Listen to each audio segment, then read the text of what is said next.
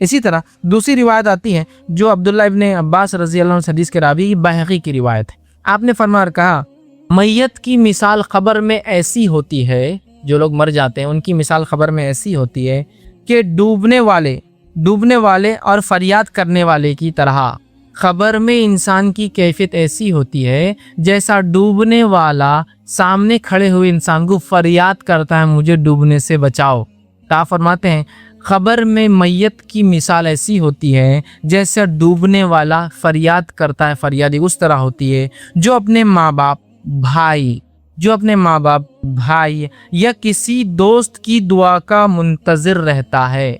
मतलब जैसा डूबने वाला सामने बचाने वाले से मुंतज़िर रहता है कि तुम मुझे बचाओ, उसी तरह एक मैयत कब्र में मुंतज़िर होती है, इंतज़ार करती है कि उसके माँ बाप अगर ज़िंदा हो तो उसके दोस्त, उसके भाई, उसके दोस्त या दोस्त से मतलब कोई भी रिश्तेदार भी इसमें इंक्लूड हो जाएंगे, जैसे दोस्त का दर्जा आगे रिश्तेदार है, वो इंतज़ार करता है, मुंतज़िर होता है कि कोई उसे दुआ दे दे, उसके लिए दुआ करे, पहुंचा दे। काफ़ी मुंतज़िर रहता है। जब इसे दुआ पहुंचती है तो इसे दुनिया की हर चीज़ से ज़्यादा महबूब होती है। और जब उसे कोई दुआ देता है, अल्लाह मेरे दोस्त की मग़फ़िरत कर, मेरे चचा की मग़फ़िरत कर, मेरे मामू की मग़फ़िरत कर, मेरे वालिदैन की मग़फ़िरत कर, मेरे जो भाई की मग़फ़िरत कर, अल्लाह इन मुसलमानों की मग़फ़िरत कर, अल्लाह उन शुहदा की, आप जब भी करते हैं तो वो इंसान को इतनी खुशी होती है, या इसका माना होता है खुशी होंगी रोज़े क़यामत, चूँकि अब तो वो आलम बरज़ख में, या अल्लाहु आलम चूँकि ग़ैब का मामला है, इतनी खुशी होती है जितनी खुशी दुनिया में किसी चीज़ के पाने से इंसान को नहीं होती है। तो क्या हम अपने मैयत के लिए दुआ नहीं करेंगे?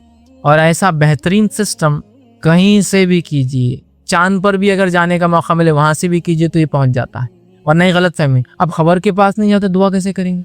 कोई ज़रूरत नहीं किसी की खबर के पास जाना और दुआ करने की, आप कहीं से भी कीजिए। ऐ अल्लाह उन लोगों की मग़फ़िरत कर, उस ज़मीन वालों की, उस ज़माने वालों की, उन लोगों की, फ़लाँ शुहदा की, फ़लाँ मजबूर की, फ़लाँ मिस्किनों की, फ़लाँ लोग जो फ़लाँ जुल्म में मारे गए, फ़लाँ लोग जो फसादात में मारे गए, अल्लाह इन क़ब्रिस्तान वालों की, अल्लाह मेरे भाई की, अल्लाह मेरे चचा की, मेरे रिश्तेदारों की, मेरे वालिदैन की, मेरे सरपरस्तों की, मेरे उस्ताद की, जिसके लिए भी आप करेंगे उसको इतनी खुशी होती है, वो इंतज़ार करता है इस दुआओं का। इतनी खुशी होती है कि दुनिया में जो कुछ था या दुनिया में जो सबसे महबूब ज़्यादा पसंद है उससे ज़्यादा उसको पसंद होती है। ठीक, आगे फरमाते, बेशक अहले दुनिया की दुआ से अल्लाह ताला अहले क़ुबूर को पहाड़ों के बराबर अजर अदा करता है। अहले दुनिया की मतलब जो दुनिया में लोग जिंदा है, इन जिंदा की दुआ के वजह से अल्लाह रब्बुल इज़्ज़त कब्र में दफीन लोगों को पहाड़ों के बड़े बराबर अजर देता है। तो क्या ये अजर नहीं पहुँचाएंगे? कुछ दूसरे पहुंचाने के चक्कर में लगे हम, ये है जो पहुंचता है, ये पहुंच रहा है, तो पहाड़ों के बराबर अजर अल्लाह सुब्हान तआला उनको पहुंचाता है। मुर्दों के लिए जिंदों का बेहतरीन तोहफा इनके लिए इस्तिग़फ़ार है। मुर्दों के लिए सबसे बेहतरीन गिफ्ट जो आप दे सकते हैं तोहफा, वो उनके लिए इस्तिग़फ़ार का माना क्या होता है? उनके लिए दुआ करे, अल्लाह उनके गुनाहों को माफ़ कर, उनके दर्जों को बुलंद कर, उन्हें जन्नत में आला मुकाम दे, इसे कहते हैं इस्तिग़फ़ार। तो सबसे बेहतरीन गिफ्ट जो मैयत को आप दे सकते हो और जो मैं दे सकता हूँ जिंदा होने के नाते, वो क्या है? दुआए मग़फ़िरत। ये कहाँ हो रही है हमसे? ये सब मिलता है, जो नहीं मिलता है उसके चक्कर में लगे हम, चीज़ें और चने और खजूर और कुरान और क्या क्या हम कर रहे हैं। अरे ये है जो मिलता है। यहाँ कहीं अब तक आया कुरान पढ़ दे तो मिल जाता है, 2 रकात नफिल पढ़ दे तो मिल जाता है? आया अब तक? ये बदनी इबादतें नहीं मिलती, कुछ मिलती है, आ रहा है तस्करा उसका, बस खत्मे भेज चुकी, और थोड़ी बातें हैं जो मिलता है, उसके बाद खत्म हो जाएंगी। ये मिलता है, इसके अलावा नहीं मिलता। इसका मतलब ये जब बता दिया मतलब ये मिलता है, इसके अलावा नहीं मिलता है। किसी ने एक सवाल किया, जब डॉक्टर ये बात कह देता है कि कोई इंसान कुछ दिन के लिए ही जिंदा है, तो उस बात पर यकीन करना कैसा है, जबकि ज़िंदगी और मौत अल्लाह के हाथ में है? तो देखिए, डॉक्टर जो ये बात कह रहा है आपसे कि आप कुछ दिन के मेहमान हैं या फलां शख्स कुछ दिन का मेहमान है या फलां शख्स जल्द से जल्द जो है उसकी मौत आ जाएंगी, तो ये वो अपने तजुर्बों के और टेस्ट की जो रिपोर्ट्स आते हैं उसकी बुनियाद पर ये कहता है। लेकिन कोई भी डॉक्टर ये यकीन से नहीं कह सकता या यकीनी तौर से नहीं कहता कि हाँ आप इसी दिन इसी वक्त मरोगे। एक उनका वो रिपोर्ट्स की वजह से तशख़ीस जो की जाती है, जो आइडेंटिफिकेशन किया जाता है मुख्तलिफ टेस्ट के ज़रिए, वो टेस्ट ये बताते हैं कि इतने दिन में ये चीज़ बढ़ गई और आगे इतने दिन तक ये बढ़ेंगे और उसके बाद जनरली देखा जाता है इंसान बच नहीं पाता। तो ये जो बातें हैं याद रखिए, ये वो अपने तजुर्बों की बुनियाद पर ये बातें रिपोर्ट्स और टेस्ट से आए गए जो कंक्लूजन्स होते हैं उसकी बुनियाद पर कहते हैं। लेकिन कभी भी कोई डॉक्टर यकीनी तौर से ही नहीं कहता कि आप इस दिन के इतने घड़ी में मर ही जाओगे। बड़ी अप्रोक्सीमेशन होता है, अंदाज़न होता है, प्रोबेबिलिटी होता है कि हाँ ऐसा इतने दिन तक ऐसे लोग जीते हैं। जैसा कि कैंसर जो है इतने आपके 3rd 4th स्टेज में पहुंच गया, इस स्टेज में जाने के बाद लोग जनरली 6 मंथ तक सर्वाइव करते हैं, बचते हैं। तो ये एक अंदाजा होता है जो तजुर्बों की बुनियाद पर और रिपोर्ट्स की बुनियाद पर। तो क्या इस पे यकीन कर लेना? यकीन करने की आपको जरूरत नहीं है, आप अपनी कोशिशें जारी रखें। डॉक्टर के तजुर्बे और रिपोर्ट्स ये बता रही है, आप अपनी कोशिशें जारी रखिए, आप अल्लाह से दुआएं जारी रखें, और यकीनन जिंदगी और मौत का मामला अल्लाह के ही हाथ में है। ना कोई हमारा इलाज किसी इंसान को एक सेकंड तो बहुत बड़ी चीज़ है, वो नैनो के बाद जो भी सेकंड्स के टाइप होते हैं, टाइम के बहरहाल, वो उतनी ज़िंदगी भी आपको इजाफा नहीं दे सकता है। और कोई भी इंसान या कोई भी चीज़ें आपको आपका जो वक्त था, जो कदर थी, जो क़ज़ा थी, जो अल्लाह ने तय कर रखा था, उससे 1 सेकंड पहले भी आपको ख़त्म नहीं कर सकते थे। जो होना है वो होकर रहेगा, जब होना है तब होगा। तो ये रिपोर्ट जो डॉक्टर आपको दे रहे हैं, ये उनका अंदाज़ा है, तजुर्बात है, और रिपोर्ट जो उनको मिली है, जो टेस्ट करवाए, वो कह रही है कि आप इतने दिन जिंदा रहेंगे। लेकिन इसका हकीकी माना ये नहीं होता है। आप अपनी दुआएं करते रहें, इलाज जारी रखें, अल्लाह से अच्छी उम्मीदें और तवक्कुआत रखें। और हमने कई बार देखा कि जो तजुर्बों की बुनियाद पर, टेस्ट की बुनियाद पर जो कहा गया, बात उसकी उलट हुई। और ख़ुद डॉक्टर्स ये कहते हैं कि हाँ, ये ज़रूरी नहीं है ऐसा हो, लेकिन ये हमारा अंदाज़ा है, ये हमारा रिपोर्ट जो बता रही है, उसके हिसाब से जो हम कैलकुलेट कर पा रहे हैं, वो हमारा नतीजा है। यकीनन वो भी नहीं। तो मतलब उनके तजुर्बों को मानने में कोई अर्ज़ नहीं, लेकिन उससे ये तय कर लेना कि हाँ, मैं इस वक्त मर जाऊँगा, ये ज़रूरी नहीं है। अल्लाह ताला जब तक ज़िंदगी देना चाहेंगे देंगा। कई बार ऐसी रिपोर्ट्स आई कि बच्चा अब मर जाएगा, ये तो 8 दिन के मेहमान हैं, और लोग 8 साल बाद वो बातें करते बढ़ते। इनको 8 साल पहले बोले थे 8 दिन के मेहमान है, चले जाते तो जब अच्छा हो जाता था। मतलब आदमी जिंदा रहा, लोगों को तकलीफ आज भी दे रहा है, लोग कह रहे चला जाता था अच्छा होता था। भाई ऐसा नहीं होता, याद रखिए। तो बहरहाल वो इल्म की बुनियाद पर जो टेस्ट वगैरह देते वो कहते हैं, बट ज़िंदगी मौत यकीन अल्लाह के हाथ में। तो हम अपना काम करते जाएं, अल्लाह ने जब मौत दी होंगी तब इंसान को जो मौत आ जाएंगी, और वो ना उससे 1 सेकंड ज़्यादा जिएगा, ना उससे 1 कम सेकंड जिएगा। किसी ने एक सवाल किया है कि नापाकी की हालत में जाने या अनजाने में नमाज पढ़ने का क्या कफ़ारा है? देखिए, नापाकी की हालत में किसी ने अनजाने में नमाज पढ़ ली, मतलब अनइंटेंशनल, मतलब भूल गया कि वो नापाकी की हालत में था। अभी ये सवाल मर्द की तरफ से भी हो सकता है, औरत की तरफ से भी हो सकता है। नापाकी की हालत दोनों होती है। तो अनइंटेंशनल जिसको हम कहेंगे कि उसको ऐसा लगा नमाज का टाइम है और उसने पढ़ लिया। जैसे मिसाल के तौर पे एक मर्द है और जनाबत की हालत में है, उसको गुस्ल वाजिब है, अब अजान हुई और उसका जो रूटीन रहता था नमाज का, उसने वजू कर लिया और पढ़ लिया, तो ये तो अनजाने में हुआ। एक खातून थी, वो उसका हैज़ है, वो नापाक है, लेकिन उसको याद नहीं रहा और अजान हुई और उसने बस खड़ी हो गई थी अनजाने में। तो अल्लाह ताला इंशाअल्लाह अज़ीज़ इस मामले में इंसान की पकड़ नहीं करेगा, इसलिए कि ला युकल्लिफुल्लाहु नफ्सन इल्ला वुसअहा, अल्लाह किसी इंसान को उसकी ताकत ज़्यादा नहीं आज़माता। और भूल तो एक ऐसी चीज़ है कि बस जिसका क्या ही कहना। आदम अलैहिस्सलाम हमारे वालिद को अल्लाह ने कहा था इस झाड़ के करीब ना जाओ, और वो भूल गए। भूल का अगला अलग है। मूसा अलैहिस्सलाम ने जो है यूशा इब्न नून को साथ दिया, जो अभी नबी नहीं थे, आपके सहाबी थे, और खिज़र को तलाश करने निकले अलैहिस्सलाम, और यूशा जो है बताना ही भूल गए। वो मछली वाक़या ना, वो टोकरी में एक मछली थी। मूसा अलैहिस्सलाम ने कहा जब ये मछली कुछ अजीब वगैरह हरकत करे मुझे बता देना।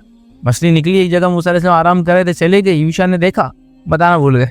भूल गए तो भूल का तो क्या है भाई, इसमें तो इंसान की एक बहुत बड़ी कमजोरी है। भूल से कर लिया तो कोई कफ़ारा नहीं, दिल में लेकिन नादिम हो गया आइंदा ऐसी हरकत ना, ये तो हो गया। लेकिन जिसको कहेंगे जानते बूझते कोई करना, भाई ये तो बिल्कुल गलत। जानते बूझते क्या हो सकता है, सर्कमस्टेंसेस मैं बताता हूँ। जानते बूझते ये हो सकता है कि दिखावे के लिए पढ़ दी, जानते बूझते ये हो सकता है कि बताना नहीं था मैं नापाक पढ़ ली, जानते बूझते ये हो सकता है कि मतलब समझे ना आप, नोइंगली कि मेरे को आज ऐसे ही करना है, नौज़ुबिल्लाह, शैतान के बहकावे में आप इतने आ गए कि ये करने में भी आप तुल गए, तो ये हो सकता है। जैसा मिसाल के तौर पर अब 4 लोग बैठे हैं, आपको गुस्ले जनाबत है, लेकिन आपको शर्म आती है गुस्ले जनाबत बोलने में, अब लोग चले तो आप भी चले। ये खातून सारे लोगों के साथ है, उसको बताना नहीं मैं पाकीज़ा हालत में हूँ, बस खड़ी हो जा रही है नमाज के लिए, तो ये जानते बूझते आप ये नहीं करना चाहिए। ये यकीनन हराम है और ये सख्त गुनाह है, गुनाह कबीरा याद कि किसी इबादत को उसके शराइत को पूरा ना करते हुए करना, ये खुद गुनाह है। और किसी इबादत को जबकि मना किया जाए उस हालत में नहीं हो सकती, खास करना, तो ये तो बड़ा बड़ा गुनाह है। लिहाजा ऐसा करना हराम है, याद रखें, ये आप नहीं कर सकते किसी भी हाल में, तो ये गलती ना हमें। इसमें ये सिचुएशन भी दाखिल कर ले आप, ये बड़ी नापाकी की हालत तो नहीं है, लेकिन छोटी नापाकी है। छोटी नापाकी मतलब जिससे वजू करना जरूरी है, बड़ी नापाकी से मुराद जिसमें गुस्ल भी जरूरी है फिर वजू भी जरूरी है। तो इसके लिए याद रखिए, इस चीज़ को आप समझे।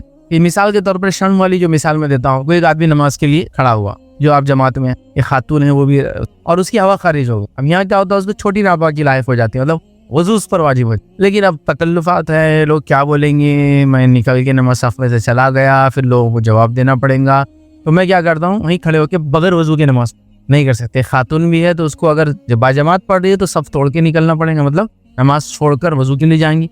और अगर एक मर्द है तो भी वो सेम करेंगे, और अगर औरत है बाजमात नहीं पढ़ रही है, अपनी नमाज पढ़ रही है, तो फिर वो नमाज को तोड़ देंगी, फिर जाएंगी वजू करके आएंगे, फिर खड़े होंगे। सिवाय उस शख्स के जिसको इसकी बीमारी हो। बहुत से लोग अल्सर की बीमारियां होती हैं, उनका पेट ऐसा होता है कि वो बहुत ज़्यादा गैसेस पैदा करता है, तो इसमें उलमा फिर कहते हैं ये उस मर्ज की तरह है जो जिसको पेशाब के खतरों की बीमारी है ना, तो एक वजू कर ले पूरी नमाज पढ़ ले, तो ये आदमी भी एक वजू कर ले और पूरी नमाज पढ़ ले, चाहे फिर कितने बार भी हवा खारिज हो, क्योंकि वो क्या बोलेंगे मजबूर और माजूर की कैटेगरी में चला गया, वो कुछ नहीं कर सकता, उसका कंट्रोल नहीं है, जैसे बीमारी वगैरह जो भी है। तो खामोखा की किसी नमाज को या जो है नापाकी की हालत में नमाज पढ़ना गलती से हो गया तो आइंदा ना करे, ये इसका मतलब कफारा कुछ भी नहीं है। और अगर जानते बूझते ये किया तो अल्लाह से आप सख्त तौबा करें कि अल्लाह ऐसी खता हुई, और नेक्स्ट टाइम शर्म की वजह से हतक की वजह से शो ऑफ करने के लिए लोगों को सब ना सोचे, और जो कंडीशन है आप बोले। और आइए मतलब सहाबा वगैरह तहारत वगैरह के मसाइल में ऐसी झिझक और खामोखा की शर्मिंदगियाँ नहीं रखते थे आप, समझ। एक बार नबी अकरम सल्लल्लाहु अलैहि वसल्लम खुद तहारत कर रहे थे, तहारत से उठे आप तहारत खान, मतलब उठने के बाद आदमी दिखता था उसमें, किसी ने सलाम किया आपने जवाब नहीं दिया, फिर तहारत खाने से निकलने के बाद जवाब, और कहा कि वहाँ ये नहीं करना चाहिए, ठीक है, तो यहाँ बता दिया गया। तो हम खामोखा की कभी शर्म रखते हैं। साहब देखिए साहबी ने बोल दिया मुझे जनाबत गुस्ले जनाबत थी इसलिए मैंने आपका जवाब नहीं दिया, बहरहाल तो हमें ये खामोखा शर्म वगैरह की वजह से नहीं करना चाहिए। इससे कोई कफ़ारा बहरहाल मेरे इल्म में नहीं है, लेकिन नापाकी की हालत में नमाज पढ़ना एक गुनाह कबीरा है, याद रखिए, बड़ा गुनाह। किसी ने सवाल किया कि पारसी लोग कौन होते हैं, क्या उनका इस्लाम से कुछ ताल्लुक़ है? तो देखिए पारसी जो है ये कंप्लीट एक रिलीजन है, इस्लाम से यकीनन इसका कोई लेना देना नहीं है। ये एक रिलीजन है जिसको हम आद परस्त कहते हैं आम ज़बान के अंदर या फ़ारसी ज़बान के अंदर, और जिसको जो है ज़ोरास्ट्रियन जो है इंग्लिश ज़बान के अंदर कहते हैं। और हमारे पास बर्द सगीर में इंडिया पाकिस्तान उनको पारसी लोग बोलते, क्योंकि ये फारस से आए थे, पर्शियन एम्पायर से निकल के आते हैं, इसलिए इनको पारसी कहते हैं, याद रखिए। तो लिहाजा पारसी लोगों का इस्लाम से कोई ताल्लुक़ नहीं है। पारसी लोगों की असल जगह जहाँ ये लोग रहते थे और जहाँ इनका मज़हब सबसे ज़्यादा मशहूर और मारूफ था वो ईरान की सरजमीन थी। ईरान पर इस्लाम आने के बाद जाहिर सी बात है इनकी बादशाहत भी ज़मानी होती थी, बादशाह का रिलीजन ही होता था। ईरान से हटने के बाद जब इनकी हुकूमत उमर इब्न खत्ताब रज़ी अल्लाह अन्हु के ज़माने में बिल्कुल तकरीबन डिमिनिश होगी, ख़त्म ही होगी एक तरह से, तो ये लोग वहाँ से निकल कर जो है बड़े सगीर में ख़ास तौर से इंडिया वगैरह के अंदर आ गए, और साहिली इलाके में बिलखुसूस गुजरात और बम्बई, गुजरात के स्टेट के पार्ट हुआ करता था कहीं बम्बई, गुजरात स्टेट के अंदर आके बस गए, और वहाँ से इन्होंने अपनी तहरीकें और बाकी सारी की। अभी मैं समझता हूँ पारसियों की एक सबसे बड़ी आबादी हमारे मुल्क के अजीज़ हिंदुस्तान में रहती है, याद रखिए। दूसरे ममालिक में ईरान वगैरह में बहुत कम आबादियाँ इनकी मौजूद है, बहुत कम। हिंदुस्तान में भी बताया जाता है 50,000 या उससे कुछ ज़ायद कम, बस इतनी आबादियाँ इनकी बची हैं। इनके मज़हब की खसूसियत में से खसूसियत यह है, या इस कौम की खसूसियत में से खसूसियत यह है, जिस इलाके में जाती है वहाँ नमक के जैसा घुल जाती है, लिहाजा वो जिस जगह जाते हैं उसके ट्रेडिशंस तौर तरीक़े सब अपना लेते हैं। मुस्लिम जैसे ईरान वगैरह में होंगे तो मुसलमानों के तौर तरीक़ों पर रहते हैं, इंडिया वगैरह में होंगे तो जिस इलाके में, जैसा हिंदू इलाके में तो हिंदुओं के तौर तरीक़े होते हैं। मतलब इनके मज़हब के अंदर दूसरे मज़हब के ऊपर चलना बहुत आसान होता है, जैसा कि ये सारे वो मजहबी त्यौहार मनाएंगे जो दूसरे लोग मनाते हैं, क्योंकि ये बिजनेस कम्युनिटी होती है। अक्सर बिजनेस के लिए इन्होंने ये टेक्निक अपनाई हुई है कि जो जहाँ जाता है जैसा देश वैसा बेस अपना लिया जाए, तिजारत होती है। और यही वजह है कि ये काफ़ी मालदार कौम होती है। हिंदुस्तान के अंदर सबसे मालदार कौमों में से ये सबसे नंबर 1 पे मैं कह सकता हूँ यही कौम आती है। इनकी बहुत माल और दौलत इनके पास है, लेकिन ये कमज़ोरी जो इस कौम के अंदर और इनके लोगों में पाई गई, जो देखा गया, वो ये इनकी नस्ली और आबादियों को बढ़ाने की तरफ कभी इन्होंने गौर व फिक्र नहीं की, कि हत्ता कि गवर्नमेंट्स ने इनको प्रोटेक्ट करने के लिए या इनको अब बढ़ावा दिया जा रहा है कि वह आबादियों को थोड़ा सा बढ़ाया जाए, जो कि इनकी आबादियाँ खत्म होती चली जा रही है। हाल में जो मुझे पता चला था, ये लोगों ने सारे महाराष्ट्र में तय किया, ये लोग सारा महाराष्ट्र छोड़कर ये पूना और मुंबई में जो बच जाएंगे, क्योंकि आबादी बहुत स्कैटर्ड कम हो गई है, कुछ कुछ बची थी। इसके नतीजे हमारे इलाकों में से बहुत सारे पारसी लोग औरंगाबाद से निकल कर अब पुनः बॉम्बे शिफ्ट हो गए, पूरे एसेट्स वगैरह सेल आउट करके या रेंट पे देकर। आबादियाँ कम होती जा रही है और बूढ़ों की इनके पास तादाद ज़्यादा है, और यंगस्टर्स इनके पास शायद सबसे कम इस कौम के अंदर है। इतने कम के बूढ़े लोगों को संभालने के लिए भी लोग मौजूद नहीं है, जिसके लिए मुझे ऐसा किसी ने बताया था, वल्लाह आलम, मतलब ये रिलीजन वाइज उनके कितने सही है, लेकिन इनके पास अगर शादी के लिए रिश्ता कहीं से भी आता है और लड़की कहीं से भी दूर दूर के रिश्तों में भी अगर लड़के से होती है तो निकाह नहीं हो पाता। इसके नतीजे में वो ये रहा कि कहीं ना किसी का किसी से रिश्ता निकल जाता है और निकाह ये लोग कम करते हैं। में भी हो सकता है तिजारत की मसरूफियत की वजह से भी नहीं करते हैं, और बहुत ज़्यादा इनमें से अक्सर लोग हैं जो बेनिकाह रहते हैं, जिसमें से रतन टाटा को आप देख लीजिए, वो भी पारसी है, वो बेनिकाह है पूरी ज़िंदगी। बहरहाल इस तरह से तो इनका मुसलमानों के इलाकों से तो लेना देना इस एतबार से कि ईरान की हुकूमत पहले इनके पास थी मुसलमानों के आने से पहले, लेकिन इस्लाम से या वगैरह नहीं लेना देना। ये मुकम्मल तौर से एक मज़हब है जो आग की परस्तिश करते हैं, इसीलिए बहुत सारी जगह ये नार ईमान कहते हैं। नार मतलब आग और ईमान मतलब उस पर ईमान लाने वाला। उसी से आप देखिए नरीमान बहुत कॉमनली, नरीमान पॉइंट, नरीमान फला, नार ईमान, आग पर ईमान लाने वाला। ठीक है, तो आग इनके पास उजाला या आग जो है ये इबादत का एक बहुत वो है। और इनकी फ़लसफ़े में डुअलिटी होती है। ये उन मज़ाहिब में से है जो डुअलिटी, मतलब ये है कि इनके मज़हब के रहनुमाओं ने ये बताया कि अल्लाह रब्बुल इज़्ज़त जो है या भगवान या गॉड जो होता है वो हमेशा अच्छा होता है, यह ऐसा गलत चीज़ नहीं कर सकता। तो इन्होंने एक डुअलिटी क्रिएट की और कहा कि अल्लाह गॉड वो है जो अच्छाई का देने वाला है, और फिर एक और क्रिएटर बनाया और उसको कहा कि बुराई का देने वाला है। अहूरा मज़दा ये उनका वो है माबूद जो अच्छाई का देने वाला है, और अंगारा मन्यू वो माबूद है जो बुराई को लाता है। इसलिए मज़दा मोटर्स भी है ना, वो ये पारसी लोग है। अहूरा मज़दा द वाइज गॉड, हिकमत वाला माबूद उसको कहते हैं। तो उन्होंने डुअलिटी क्रिएट किया, और ये उन चंद मज़ाहिब में से जिन्होंने इस चीज़ को समझाने के लिए कि दुनिया में बुराई कैसी आती है, एक माबूद ही बना दिया बुराई का। तो अहूरा मज़दा जो अच्छाई को लाता, अंगारा मन्यू जो बुराई को लाने वाला है। डुअलिटी कर दी, मतलब क्रिएशन को उन्होंने दो हिस्सों में बांट दिया। जबकि इस्लाम का मानना ये है कि अल्लाह ने ही सारी चीज़ों को पैदा किया, खैर भी अल्लाह की तरफ से, शर भी अल्लाह की तरफ से, और खैर और शर ये एक ही सिक्के के दो पहलू है, जिसको आप जैसा समझ। और जैसा मिसाल के तौर पर चोर ने चोरी की, चोर खुश हुआ तो पैसे मिले, मालिक मायूस हुआ उसके पैसे गए। एक ही वाकया, एक के लिए खैर एक के लिए शर। चोर पकड़ा गया, मालिक के लिए खैर, उसका माल वापस मिल गया, और चोर के हाथ गए कट गए ना, उसके लिए शर हो। तो वाकया एक ही है, दो पहलू उसके निकलते याद रखें। तो लिहाजा हम लोग ये कहते हैं कि अच्छाई और खैर और शर अल्लाह की तरफ से आता है। डायरेक्ट शर के ऊपर हम अल्लाह को मंसूब नहीं करते अल्लाह की तरफ, लेकिन उसी की तरफ से ही आता है, याद रखें। इन्होंने दो माबूद बनाया और बस फिर वो माबूद वगैरह फलसफा चलता रहा। अल्लाह आलम क्या है जो जिन लोगों को मानते हैं जी शख्सियात को, क्या ये पहले रसूल वगैरह रहे होंगे, अल्लाह आलम। इसकी तफसीलात बहरहाल हमको नहीं मिलते, याद रखिए। और ज़रास्ट्रा या ज़ोरास्ट्रिज्म जो कहते हैं एक शख्सियत थे जिन्होंने इस मज़हब को बहरहाल फैलाया। कुछ लोगों ने ये कहा कि ये किसी ज़माने में नबी थे, बाद में ये लोगों ने वो नूर था तो उसको नार कर दिया। नार ईमान नहीं था, नूर था। अल्लाह जो नूर है उस पर ईमान की जगह, नूर और नार में बहुत थोड़ा सा फ़र्क होता है ग्रामेटिकली, याद रखिए। ठीक है, लिखने के एतबार से वो हो गया वल्लाह आलम। बहरहाल जो भी कहा जाता है कि ये नबी थे और फिर हक़ का पैगाम लाए थे, लेकिन बाद वाले लोगों ने वो किया इस्लाम से, लेकिन बहरहाल इसका कोई दूर ताल्लुक नहीं है। अस्सलाम वालेकुम फैज़ भाई। फैज़ भाई, जब छोटे बच्चे जब स्कूल जाते हैं, तीसरी चौथी क्लास के बच्चे जब स्कूल में जाते हैं, तो स्कूल में जाने के बाद में बहुत सारी बुरी आदतें जो आपस में बच्चों के साथ रह के सीख लेते हैं, और घर पर आने के बाद में उनको समझाओ ये करो, फिर भी उनके ऊपर इतना असर नहीं होता। उनको माँ बाप थक जाते हैं उनको समझाते। मिसाल के तौर पे हमारे बच्चे ने अगर किसी उंगली फोड़ना सीख लिया, उसको समझा रहे हैं कि भाई उंगली फोड़ने से जो जॉइंट नाजुक होता है, इसके सेहत के इतने नुकसान आता है, फिर भी उसके समझ में नहीं आता है। तो क्या उसका क्या सोल्यूशन हो, उसको आप भी समझाइए कि इसको किस तरह से इसको हल कर सके। भाई ने एक सवाल किया कि बच्चे स्कूल जाते हैं और स्कूल में जाके कभी कभार कुछ अच्छी बातें भी सीखते हैं, लेकिन अक्सर जो होता है जो माहौल का इन्फ्लुएंस बच्चे लेते हैं बुरी बातों को सीख, जिनमें यह है कि वो कुछ जाते हैं, कुछ चीज़ों को सीख लेते फिर आ जाते हैं। जब पेरेंट्स उनके वालिदैन उनको समझाते हैं कि भाई ऐसा नहीं है, तब भी वो किसी भी हाल में मानने को रेडी नहीं होती, और उनका कॉन्सेप्ट ये होता है कि जो हम कर रहे हैं, जो हमने सीखा है वो राइट है।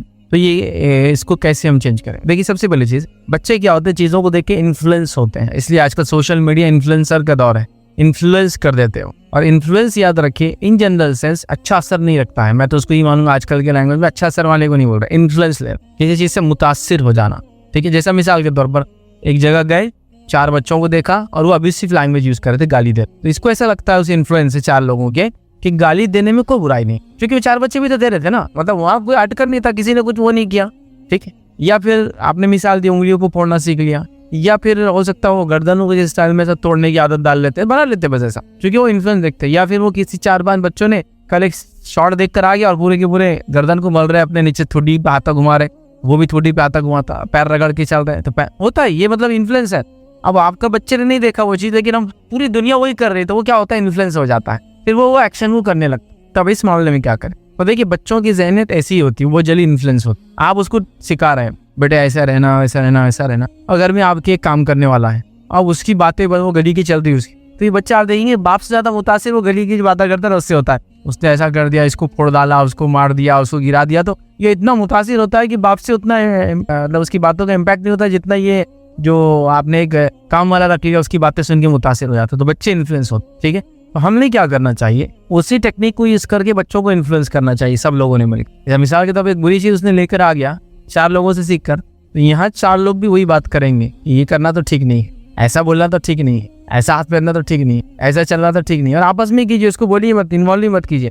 बिल्कुल थोड़ी देर बाद ऐसा सुनते सुनते निकलता है और फिर वो अपने आप को चेंज करने के लिए तैयार हो जाता है। इन्फ्लुएंस वो इन्फ्लुएंस हुआ एक बुराई से, आप इन्फ्लुएंस कीजिए अच्छाई से। ऐसे तो होना चाहिए कि लॉन्ग टर्म प्रोसेस से हम उसको इन्फ्लुएंस ना करें बल्कि तरबियत करें। लेकिन कभी हो जाता है कि वो सुनते नहीं, अब इंस्टेंटली को बच्चा अगर कुछ भी बकरा बकवास करा, उन्हें गाली गलत सीख लिया, उसको लगता है हमारे अंकल बोल रहे थे नहीं नहीं, हमारे खाला बोल रहे थे नहीं नहीं, वो पड़ोसी नहीं बोला नहीं नहीं, वो दो बच्चे एक दूसरे को ऐसे ही बोलते जब भी मिलते अरे और भी गाली देते हैं, उसको लगता है ये सही वर्ड है, तो आप बोले कि तो बहुत गलत है। और आपस में दो लोग बात करें कि कितने गंदे बच्चे देखो वो करते हैं। आपको अच्छा लगता है ऐसा बच्चा जो ऐसी बात करता, तो आप दूसरा बोलेंगे बिल्कुल नहीं, तो ये सुनते होता अरे ये तो ठीक नहीं जा रहा। तो ये इन्फ्लुएंस ही कीजिए फिर आपको, अगर वो इन्फ्लुएंस होकर आया है आगे, जिसको क्या बोलेंगे हम उसको, मतलब जिसको टॉक्सिक होकर आ गया है, जहर लेकर आ गया है, तो डिटॉक्स करें आप उसको, अब जहर निकालना है उसकी बॉडी से, क्या करें? तो वो इन्फ्लुएंस के जरिए आप कोशिश करें, जबकि होना नहीं चाहिए, होना तो तरबियत से होना चाहिए, लेकिन बहरहाल ऐसा करके उसको कम से कम उस पहलू तो बचाइए। फिर एक लॉन्ग टर्म में तरबियत कीजिए कि बेटा ये आदतें अच्छी आदतों में से नहीं है, ये आदतें आपको नुकसान देंगी, ये आदतों का फलां प्रॉब्लम होगा, ये आदतों से उंगली खराब हो सकती है, ये आदत से आपको लोग अच्छा नहीं मानेंगे, ये आदत से आप बड़े होंगे तो फलां होगा। आपको उसको फिर धीरे धीरे तरबियत करना है, लेकिन वो इन्फ्लुएंस लेकर आया है, तो एक इन्फ्लुएंस के झटके में आप उससे वो चीज़ रिमूव भी कर सकते हैं और फिर उसको सिखाइए। और बहरहाल आजकल हालात ही ऐसे चल रहे हैं, हर बच्चा इन्फ्लुएंस है किसी न किसी से। बहुत छोटे छोटे बच्चे, मतलब उसको 3 साल 4 साल इस मोर देन जिसको कहते हैं इनफ एज उनकी हो जा रही है, जिसमें आपको कुछ भी कहते हैं। मतलब ऐसी बात है कि आप जो जानते नहीं हैं, आप समझते नहीं। एक बच्चा मुझे आकर कह रहा है मेरी गाड़ी से मैं उतरा, फैज भी आपके पास सुपरा क्यों नहीं? मुझे नहीं मालूम सुपरा क्या था, तब तक तो नहीं मालूम था जब तक उसने मेरे से सवाल किया। ठीक है, सुपरा एक गाड़ी का नाम है, टोयोटा का एक ब्रांड है। बाद में मैंने देखा भाई क्या है सुपरा, तो वो जब तेज एक्सेलरेशन आप करो तो वो पटाखे पड़ती है। ठीक है, और है ना आजकल बुलेट वगैरह में लोग करते हैं, पटाखे की आवाज़ आती है, तो वैसी आवाज़ करती है। अब लेकिन वो नेट पे क्या है, उसका एक अपना एक क्या बोलेंगे क्रेज है, लोगों ने बना लिया हो, तो वो मुझसे कह रहा है कि आपका सुपरा। तो मैंने बोला सुपरा क्या है? मुझे तो बेसिकली देखो अभी आप बोल रहे थे पता चला कुछ है, मुझे तो नहीं मालूम क्या है, आप बताइए सुपरा क्या है। और बोले वो गाड़ी आने से आवाज़ करती, बोले वो करती। हार्डली इसके 3 या 3.5। मैंने उसके पेरेंट्स से पूछा ये सुपरा क्यों देख रहा है, ये सुपरा से इसे क्या लेना देना? अरे बोले ये तो इतना ही आपसे पूछा, बोले मेरे को बोल रहा तेरा घर बिक जाएगा, बोले सुपरा में। अब्बा को बोल रहा सुपरा लेने तो बोले अपना तो घर बिक जाएगा, बोले सुपरा लेने में। तो मतलब उसने कहीं से निकाल भी लिया कि इतने लाख की, मैं नहीं समझता उसको लाख की गिनती के बारे में कुछ भी नॉलेज है कि लाख कितना होता है, लेकिन वही बोल रहा हूँ उनको 1.5 करोड़ की गाड़ी है, मतलब 2 करोड़ की गाड़ी, पता नहीं क्या है, इस पर टैक्सेस लगते, वही बोल रहा हूँ। मतलब उसने जो भी एक रील देख लिया जिससे इन्फ्लुएंस हो गया हो, वही 15 सेकंड का नॉलेज है जो मिल रहा है आजकल। उसने देख लिया सुपरा इंडिया में नहीं रहती और मिली तो इतनी मिलती, टैक्सेशन इतना सीख लिया उसने। मतलब आजकल बच्चों के पास जिसको हम कहेंगे इन्फॉर्मेशन है, कोई नॉलेज बेस नहीं है उसके पीछे। मतलब उसको इन्फॉर्मेशन है कि घर 10 करोड़ का है, ये गाड़ी 5 करोड़ की है, ये फला आदमी की नेटवर्थ क्या $100 मिलियन है, एलन मस्क की जो है $250 बिलियन है, उसको ये नॉलेज है। ठीक है, जिसको नॉलेज नहीं बोलेंगे, इन्फॉर्मेशन है उसको ये, लेकिन उसका कोई नॉलेज बेस नहीं है कि एलन मस्क इस लेवल पे कहाँ तक कैसे गया, इसके लिए नॉलेज बेस नहीं है, इन्फॉर्मेशन बहुत है उनके पास। बहरहाल बहुत मुश्किल है, तो इन्फ्लुएंस हो जाते हैं, बहुत मुश्किल होता है। तो बहरहाल उस टाइम पर तरबियत का पहलू तो होगा, लेकिन मैं चाहूँगा कि उसको जल्दी ख़त्म करने के लिए एक दूसरा इन्फ्लुएंस डाले और फिर राइट काइंड ऑफ इन्फ्लुएंस उस पर डालते रहे, अगर वो बहुत ज़्यादा मुतासिर हो। कुछ बच्चे होते हैं किसी से मुतासिर नहीं होते जल्दी, और कुछ बच्चे बहुत ज़्यादा लपक के मुतासिर हो जाते हैं कि उनका फिर वो डिटॉक्स करना पड़ता है आपको लेके, बेटा ऐसा नहीं। अब देखिए बच्चा किस कैटेगरी में आ रहा है, बच्चे की टाइप क्या है, सोच समझ क्या है, प्रॉपर एज क्या है। अब मैं उस 3-4 साल के बच्चों को कैसे समझा सुपरा के बारे में, सिवाय इसके मैं एक्सप्लेन करता हूँ बेटा ये आपकी अप्रोप्रिएट एज नहीं है, आप उस सुपरा के बारे में नहीं, अभी तो मालूम होना चाहिए ABCD क्या है, अलिफ बा तासा क्या है, ई क्या है ना, ये बेसिस है आपका नॉलेज का, ये गेन करो बेटा। खैर उसको इन्फ्लुएंस करना पड़ेगा, ऐसा खाली मैं ऐसा बोल दूंगा तो शायद नहीं मानेंगे, उसको उसी रंग से इन्फ्लुएंस करना पड़ेगा। लिहाजा बहरहाल पेरेंट्स को बहुत ज़्यादा चौकन्ना होकर मोहतात रहकर इसको कहेंगे अपने बच्चों की तरबियत करने की ऐसे माहौल में ज़रूरत। किसी ने सवाल किया है कि me and my mother in law decided to perform Hajj this year, but in case if there is no महरम with me in Hajj can I still go with my mother in law. उम्मीद कर रहा हूँ ये सवाल खातून की तरफ से। सवाल ये है कि एक लेडी है, वो कह रही है कि मेरी सास के साथ मैं हज को जाने का मैंने प्लान किया था, लेकिन किसी वजह से अगर हम मेरे साथ महरम ना हो तो इसके साथ ना, ज़ाहिर से उसके साथ, उसका सवाल था कि अपनी सास के साथ जा सकती हूँ, क्योंकि दोनों ने तो प्लान किया हुआ है, अब महरम अगर नहीं रहा तो क्या हम दोनों चले जाएं? तो देखिए इस मामले में जो उलमा की राय है वो ये है, जिसमें से एक बड़ी तादाद ये कहती है, सऊदी उलमा वगैरह जो है उनका ये बोलना है कि औरत के लिए हज वाजिब ही नहीं हुआ जब सफ़र के लिए उसके पास महरम नहीं है, मतलब उसको करना ही नहीं है वो चीज़। उसके लिए अभी ऐसा कंडीशन हज की क्या है कि हज की कंडीशन है कि मालो दौलत इंसान का उतनी होना कि वो हज कर सके, सफ़र में अमन होना, रास्ते का अमन वाला होना भी कंडीशन है हज के लिए, याद रखें। ठीक है, वैसे तो एक शुरुआत से ले तो उसका मुसलमान होना, बालिग होना, वो उतना लंबा नहीं जा रहा आखिल वगैरह, लेकिन एक जनरल चीज़ है मालो दौलत का होना, सफ़र में आसानी होना, औरत है तो उसके महरम का साथ होना, ये सारी चीज़ें उसकी कंडीशन से याद रखें। तो वो कहते हैं जो कि अभी औरत के लिए हुआ ही नहीं तो वो क्यों जा रही है। लेकिन सवाल ये क्या मैं जा सकती हूँ, मैं कर लूँ तो क्या? तो देखिए अगर औरत इस हालत में भी जाए, बगैर किसी महरम के भी चली जाए, सफर कर ले, हज हो जाएगा, उम्रा हो जाएगा, लेकिन वो साथ में गुनाह भी मिलेगा कि बगैर महरम के उसने किया। दोनों बातें एक साथ। मैं ये नहीं कह रहा हूँ हज कबूल नहीं होगा, उसका उम्रा कबूल नहीं होगा, लेकिन उसको गुनाह भी मिलेगा इस चीज का कि एक कंडीशन लांग कर वो चलेगी कि औरत के लिए महरम का होना कुछ उलमा ने करने। और कुछ उलमा की ये भी राय है, ये भी रख देता हूँ आपके सामने, उन्होंने कहा कि इतनी बड़ी इबादत के लिए महरम का होना कोई कंडीशन नहीं। कुछ उलमा की ये फतावे भी मौजूद है, आप देख सकते हैं।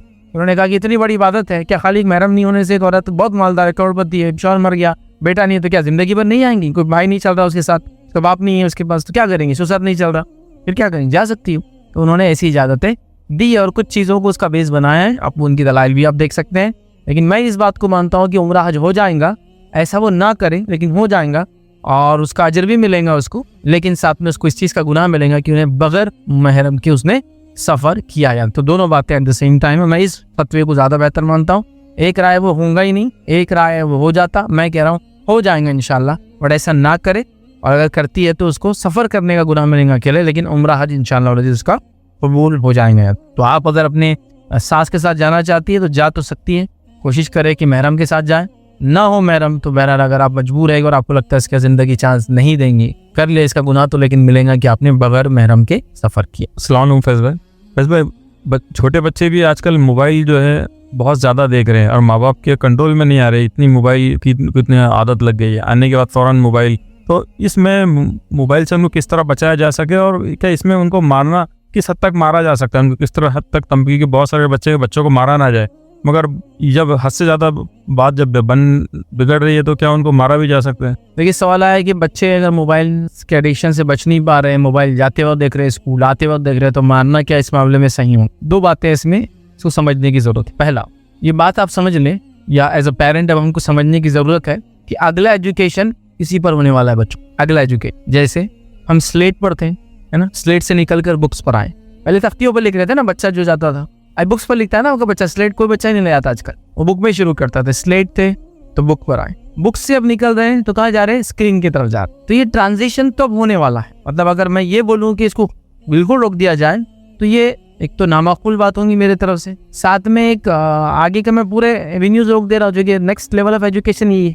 ठीक है, हमारे पास अभी नहीं है, लेकिन ऐसे स्कूल मौजूद है जिसमें सिर्फ कंप्यूटर से पढ़ाया जा रहा है। ये वही स्कूल नहीं है जो एक नेक्स्ट लेवल ऑफ स्कूलिंग दे रहे हैं इंटरनेशनल बोर्ड। वहाँ आपको कोई स्क्रीन नहीं मिलेंगे, वहाँ आज भी वही झाड़ है, पहाड़ है, नदियाँ हैं, खेत है, खलियान है, और बच्चे अपने टीचर के साथ पढ़े हुए हैं। मतलब एजुकेशन नॉलेज हर जगह मिल रहा है उनको, लर्निंग प्रोसेस चालू। लेकिन एक सोफिस्टिकेटेड स्कूल जो आज बोलेंगे, जिसमें हो रहा तो साइंस लैब, कंप्यूटर लैब, कुछ जगह तो कंप्यूटर्स हर बच्चे के सामने एक स्क्रीन रखा हुआ है, जिसमें उसका क्या है वो गूगल का एक बच्चों के लिए एक ऐप आता है स्पेशल, याद रखिए वो ऐप सबको दिया हुआ है, या गूगल बुक सबको आज दी जा रही है, एडमिशन के साथ ही मिलता है, टैबलेट मिलता है बच्चों को आपके एडमिशन के साथ ही आ जा रहा है। तो कुछ स्कूल में जैसा सीबीएसई वगैरह में देखा है नेक्स्ट, ऐसा आप समझो ट्रांजिशन फेज में हम अब किताबों को छोड़कर हम स्क्रीन की तरफ। तो हमको बच्चों को इसके एडिक्शन से बचाना है, लेकिन साथ में उसका प्रॉपर यूज भी बताना है। इम्प्रॉपर और प्रॉपर यूज जिसको हम कहेंगे कि भाई सही इस्तेमाल क्या, गलत इस्तेमाल क्या है, और ये फेज में जाना ही है। आप अगर अभी नहीं गए हम लोग, तो 10 साल बाद हो जाएंगे ये फेज में बच्चे चले जाएंगे। मतलब वो स्क्रीन को यूज करेंगे, सिर्फ 2 कैटेगरीज होंगी, एक वो बच्चे जो सेंसिबल यूज करते हैं और एक जो नॉनसेंस तरीके से यूज कर रहे हैं, बस इतना फर्क होगा। क्योंकि बुक्स में कुछ लिमिटेशंस थी, स्क्रीन में अनलिमिटेड चीजें हैं। बुक्स क्या होती थी, क्या करेंगे बुक्स, फाड़ेगा, नाव बनाएगा, रॉकेट बना के फेंकेगा, लिखेगा, काला करेगा, ये था।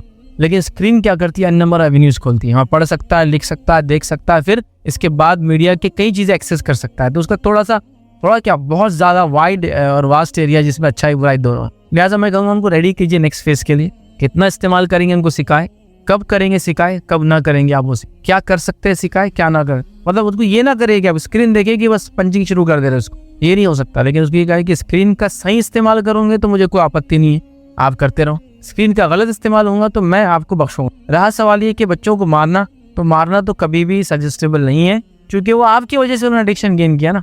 बच्चे मोबाइल के आदी कैसे हुए मुझे बताइए, जब तक कि उन्होंने अपने बड़ों को मोबाइल में घुसा हुआ, पड़ा हुआ, डूबा हुआ नहीं देखा। उन्होंने हमसे सीखा बेसिकली। लिहाजा उनको कोसना, काटना, मारना तो सोल्यूशन नहीं, लेकिन उनको सिखाना जरूरी है। सब कोई बच्चा आपसे कहे आप तो दिन भर बैठे थे कंप्यूटर पे, हमको बड़ा बोलते आधा घंटा, 20 मिनट, 1 घंटा। मतलब आपको बताना पड़ेगा ये मेरी मजबूरी है, अगर मुझे मौका मिले इसको छोड़ दो तो मैं छोड़ दूंगा, कि मेरी जॉब है, मेरा काम है, मेरी कंपनी है, मेरा वर्क ऑनलाइन है। आजकल क्या रहा जो ऑफलाइन बाकी रहा, आप छोटे छोटे पोस्टमैन की नौकरी करें तो सब ऑनलाइन हो गया, वो अब अंगूठा भी उस पर लेता स्क्रीन पे, अपनी साइन भी उसके स्क्रीन पे लेता हो, है ना, वहीं से आपको आप ट्रैक कर सकते हो उसको, तो हर चीज़ हो गई बहरहाल।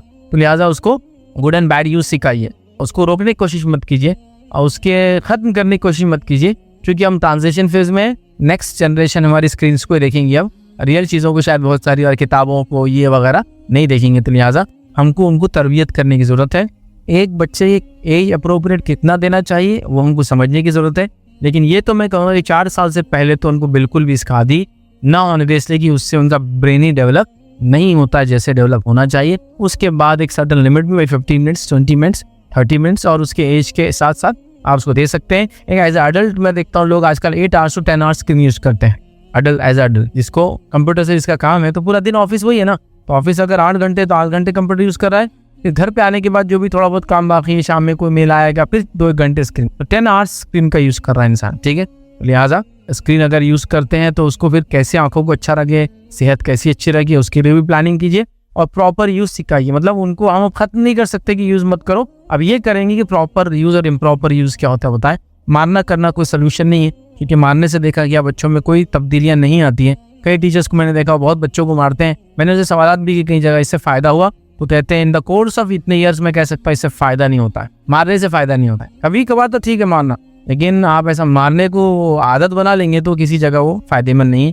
मारना सोल्यूशन नहीं है, सिखाना, खुद सही इस्तेमाल करना, बच्चों को सही इस्तेमाल सिखाना, और इस ट्रांजिशन फेज में उनको कैसे आप उतारेंगे। मतलब पानी में बच्चे ने कूदना और तैरना तो है, अब कब से उसको उतारेंगे पानी में, कितना वो तैरेगा, कितने दूर तक तैरेगा, वो आपको बताना है, क्योंकि इसमें तो सबको धीरे धीरे करके उतरना है ही। याद रखिए फ्यूचर सब इसी चीज़ में याद रखिए। इसी से आगे किसी सुनसान जगह पर जाने के बाद वहाँ कुरान नहीं पढ़ना चाहिए, कहते हैं इससे जिनों को तकलीफ होंगी और वो अब आपको नुकसान पहुँचाएंगे। इसकी क्या हकीकत है?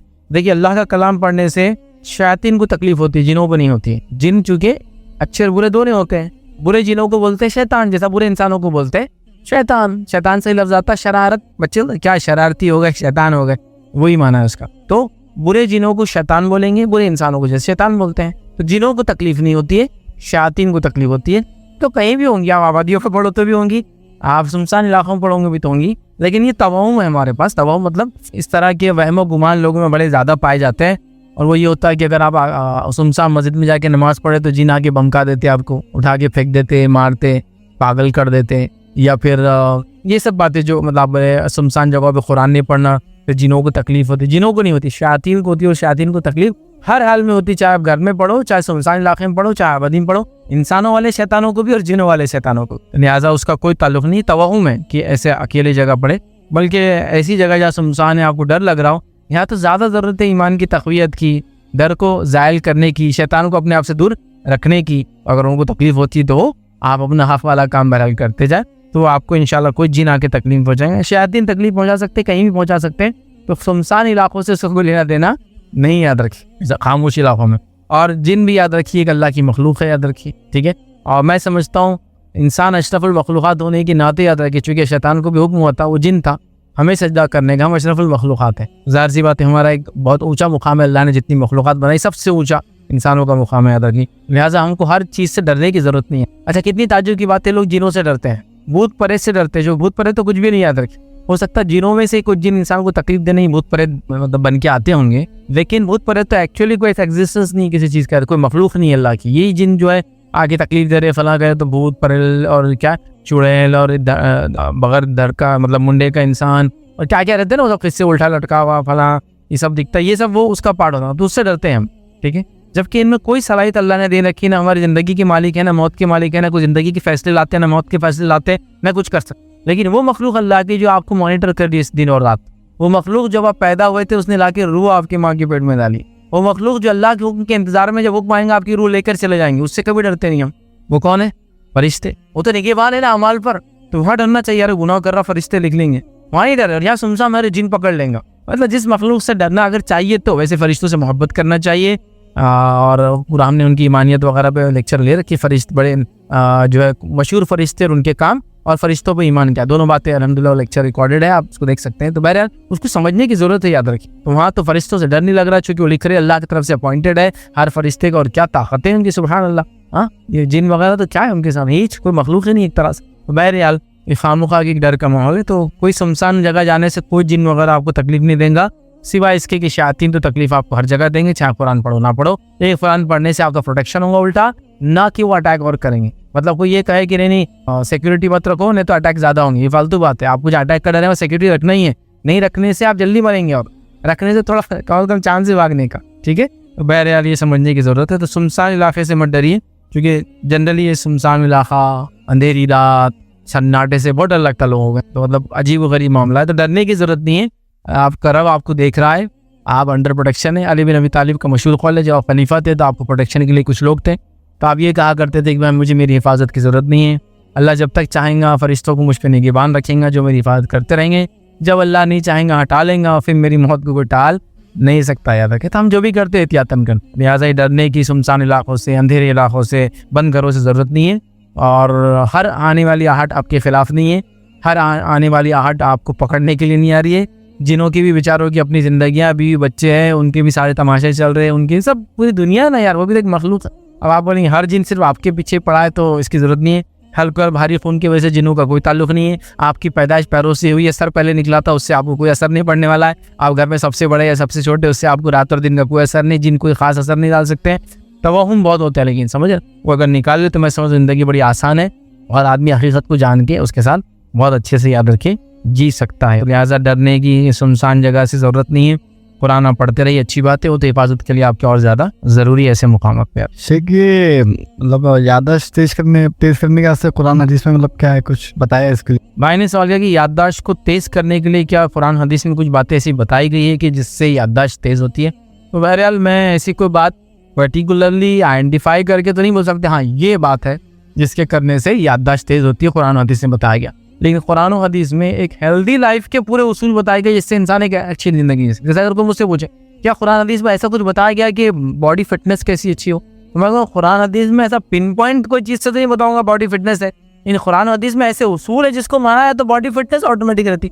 खाने के मामले में ये एहतियात की जाए कि 1/3 खाया जाए, 1/3 पानी, 1/3 खाली रखा जाए, है ना। नबी करीम सल्लल्लाहु अलैहि वसल्लम ऐसा चलते थे, पैदल ज़्यादा चलते थे, नमाज को पैदल आने का आपने हुक्म दिया और इसका अजर ज़्यादा बताया। इसका मतलब वॉकिंग की एक तरफ तरगीब दी जा रही है, ठीक है। नबी करीम सल्लल्लाहु अलैहि वसल्लम हमेशा चप्पल या जूता पहन के चलना पसंद नहीं करते, कभी कभी नंगे पैर चलना पसंद करते। इसके बहुत सारे साइंटिफिक बेनिफिट्स आपको मिलने वाले। इसी तरह हम जो नमाज पढ़ते हैं वो खुद अपने आप में कितनी उठक बैठक है, पूरी बॉडी की एक्सरसाइज है। एक मुसलमान अगर सिर्फ फ़र्ज नमाजें भी पढ़े तो वो दिन के अंदर कितने बार पैरों को नीचे ले जा रहा है, जिससे उसकी थाइज, उसके आर्म्स, उसका चेस्ट, हर चीज़ को वो होता है। स्पिरिचुअलिटी के साथ जो है उसको फिजिकली बेनिफिट मिलता है। ऐसा हो सकता है। तो क्या जहन के लिए ऐसा तेज़ करने के लिए तो मैं ऐसा कोई पिन पॉइंट नहीं बताऊँ, ये करने से जहन तेज़ होता है। लेकिन खाना पीना, उठना, लोगों में रहना, अच्छे अखलाक को अपनाना, चीज़ों को याद करना, कुरान को याद करना, सुन्नत की बातों को याद रखना, अच्छी बातों को याद करके दूसरों को पहुंचाना, अगर आप ये करते हैं तो दिमाग ऑटोमेटिक अच्छा रहता है, तेज़ होता है, याददाश्त तेज़ होती है। देखिए एक जनरल उसूल है, आप किसी गाड़ी के टायर को, मतलब गाड़ी को इस्तेमाल कीजिए तो एक जनरल टायर भी 50,000 किलोमीटर तो बहुत अच्छा चल जाता है। कुछ तो गारंटी के साथ कंपनियां देती है कि 1 लाख किलोमीटर्स, कंडीशन अप्लाई होती है कि 3 साल के अंदर चलाना 1 लाख किलोमीटर, क्योंकि एज के साथ भी टायर खराब हो जाता है। अच्छा, एक गाड़ी का टायर जो 1 लाख किलोमीटर चलने वाला था गारंटी के साथ, आप उसमें पूरी हवा भरकर भी अगर उसको जमीन पर खड़ा रखे गाड़ी को और एक 5-6 महीने कहीं चले जाए, फिर वापस आएंगे तो आप देखेंगे टायर्स में क्रैक आ गए। ये टायर तो अभी 2000 किलोमीटर ही चला था, लेकिन अब क्रैक्स आ गए और 1 आध साल के बाद कोई बोलेंगे इसको आपको चेंज कर देना पड़ेगा, क्योंकि वो चीज़ इस्तेमाल नहीं हुई जिस वक्त इस्तेमाल होना चाहिए था। लिहाजा बॉडी का भी ये काम है। तो आप ऐसा चाह रहे हैं कि आपको जहन को तेज करें, तो आप उस आज़ा को प्रॉपरली टेक्निकली बार बार इस्तेमाल करें, उसका ज़्यादा से ज़्यादा यूज़ करें। वो करने से चीज़ें हो जाएंगी। अब मैं कुछ मिसालें देता हूँ एक पर्सनल लाइफ से। जनरली जैसा मैंने लोगों को देखा, लोग अपने राइट हैंड को ज़्यादा इस्तेमाल करते हैं और लेफ्ट को कम करते हैं। शरीयत में राइट से काम शुरू करना है, खाली लेफ्ट बुरी चीज़ नहीं है। लेकिन अब क्या होता है, हमारे पास लोगों के राइट हैंड आप देखिए स्ट्रॉन्ग रहते हैं, लेफ्ट हैंड बहुत ज़्यादा वीक कर लेते हैं क्योंकि यूज़ नहीं करते। मेरी शुरू से आदत थी कि मैं लेफ्ट को बहुत यूज़ करता हूँ, तो मेरा लेफ्ट आर्म राइट आर्म से ज़्यादा ताकतवर। मैं पंजा लड़ाऊंगा तो लेफ्ट से लड़ाऊंगा, राइट से नहीं होता। वजन उठाऊंगा तो लेफ्ट से उठाऊंगा। हालांकि मैं लेफ्ट ही नहीं हूँ, लेकिन मैं ना लेफ्ट से लिखता हूँ ना लेफ्ट मेरा आगे बढ़ता है, कभी राइट से करता हूँ, लेकिन मैंने आदत था। जनरली मैं राइट के साथ साथ लेफ्ट से सारे काम कर सकता हूँ जो राइट से कर सकता हूँ। बटन लगा सकता हूँ, बटन खोल सकता हूँ, बाल जमा सकता हूँ, चेहरे को सब काम कर सकता हूँ जो लेफ्ट से जनरली लोग नहीं करते, क्योंकि सिर्फ लेफ्ट से, चूंकि हमको प्राइमरीली उसको पहले इस्तेमाल करने का हुक्म नहीं, शुरुआत राइट से करना है, फिर लेफ्ट से आप सब कर सकते हैं। हमने वो राइट से करके इतना हो कर दिया कि लेफ्ट को समझाइए गंदा हाथ बोलते हैं उसको बहुत सारे बच्चे। ये गंदा हाथ नहीं, ये नेमत है अल्लाह ताला की याद रखिए। सिर्फ शुरुआत इससे नहीं करना है, शुरुआत इससे करना है, फिर ये ले सकते। तो मैंने इसको आदी बना, तो अब बहुत सारे काम मैं उसी से कर सकता हूँ जो राइट से नहीं करता हूँ या कम करता हूँ। तो बहुत सारे मुझे फायदे जो लोग नहीं उठा पाते हैं, जैसा कि अब राइट से कुछ करना है, बाल जमा, लोग नहीं जमा सकते लेफ्ट से, मैं लेफ्ट से बाल जमा सकता हूँ आसानी से, लोगों को बहुत मुश्किल होता है इसलिए कि राइट से आदि होती है हर चीज़ करना। तो आदत डालें, आदत डालने से क्या हो गया, वो चीज़ मैं यूज़ कर रहा हूँ, यूज़ करने से क्या होगा, मैं प्रॉपरली उसको वो कर रहा हूँ। तो आप जो कह रहे हैं कि याद रखने क्या करना है, तो आप चीज़ों को याद रखना शुरू कीजिए, जहन को आप इस्तेमाल कीजिए बार बार, तो आप चीज़ें वो कर पाएंगे। ये तो दूसरी मिसाल देता हूँ, बहुत छोटी छोटी चीज़ें अपनी लाइफ में कर सकते हैं,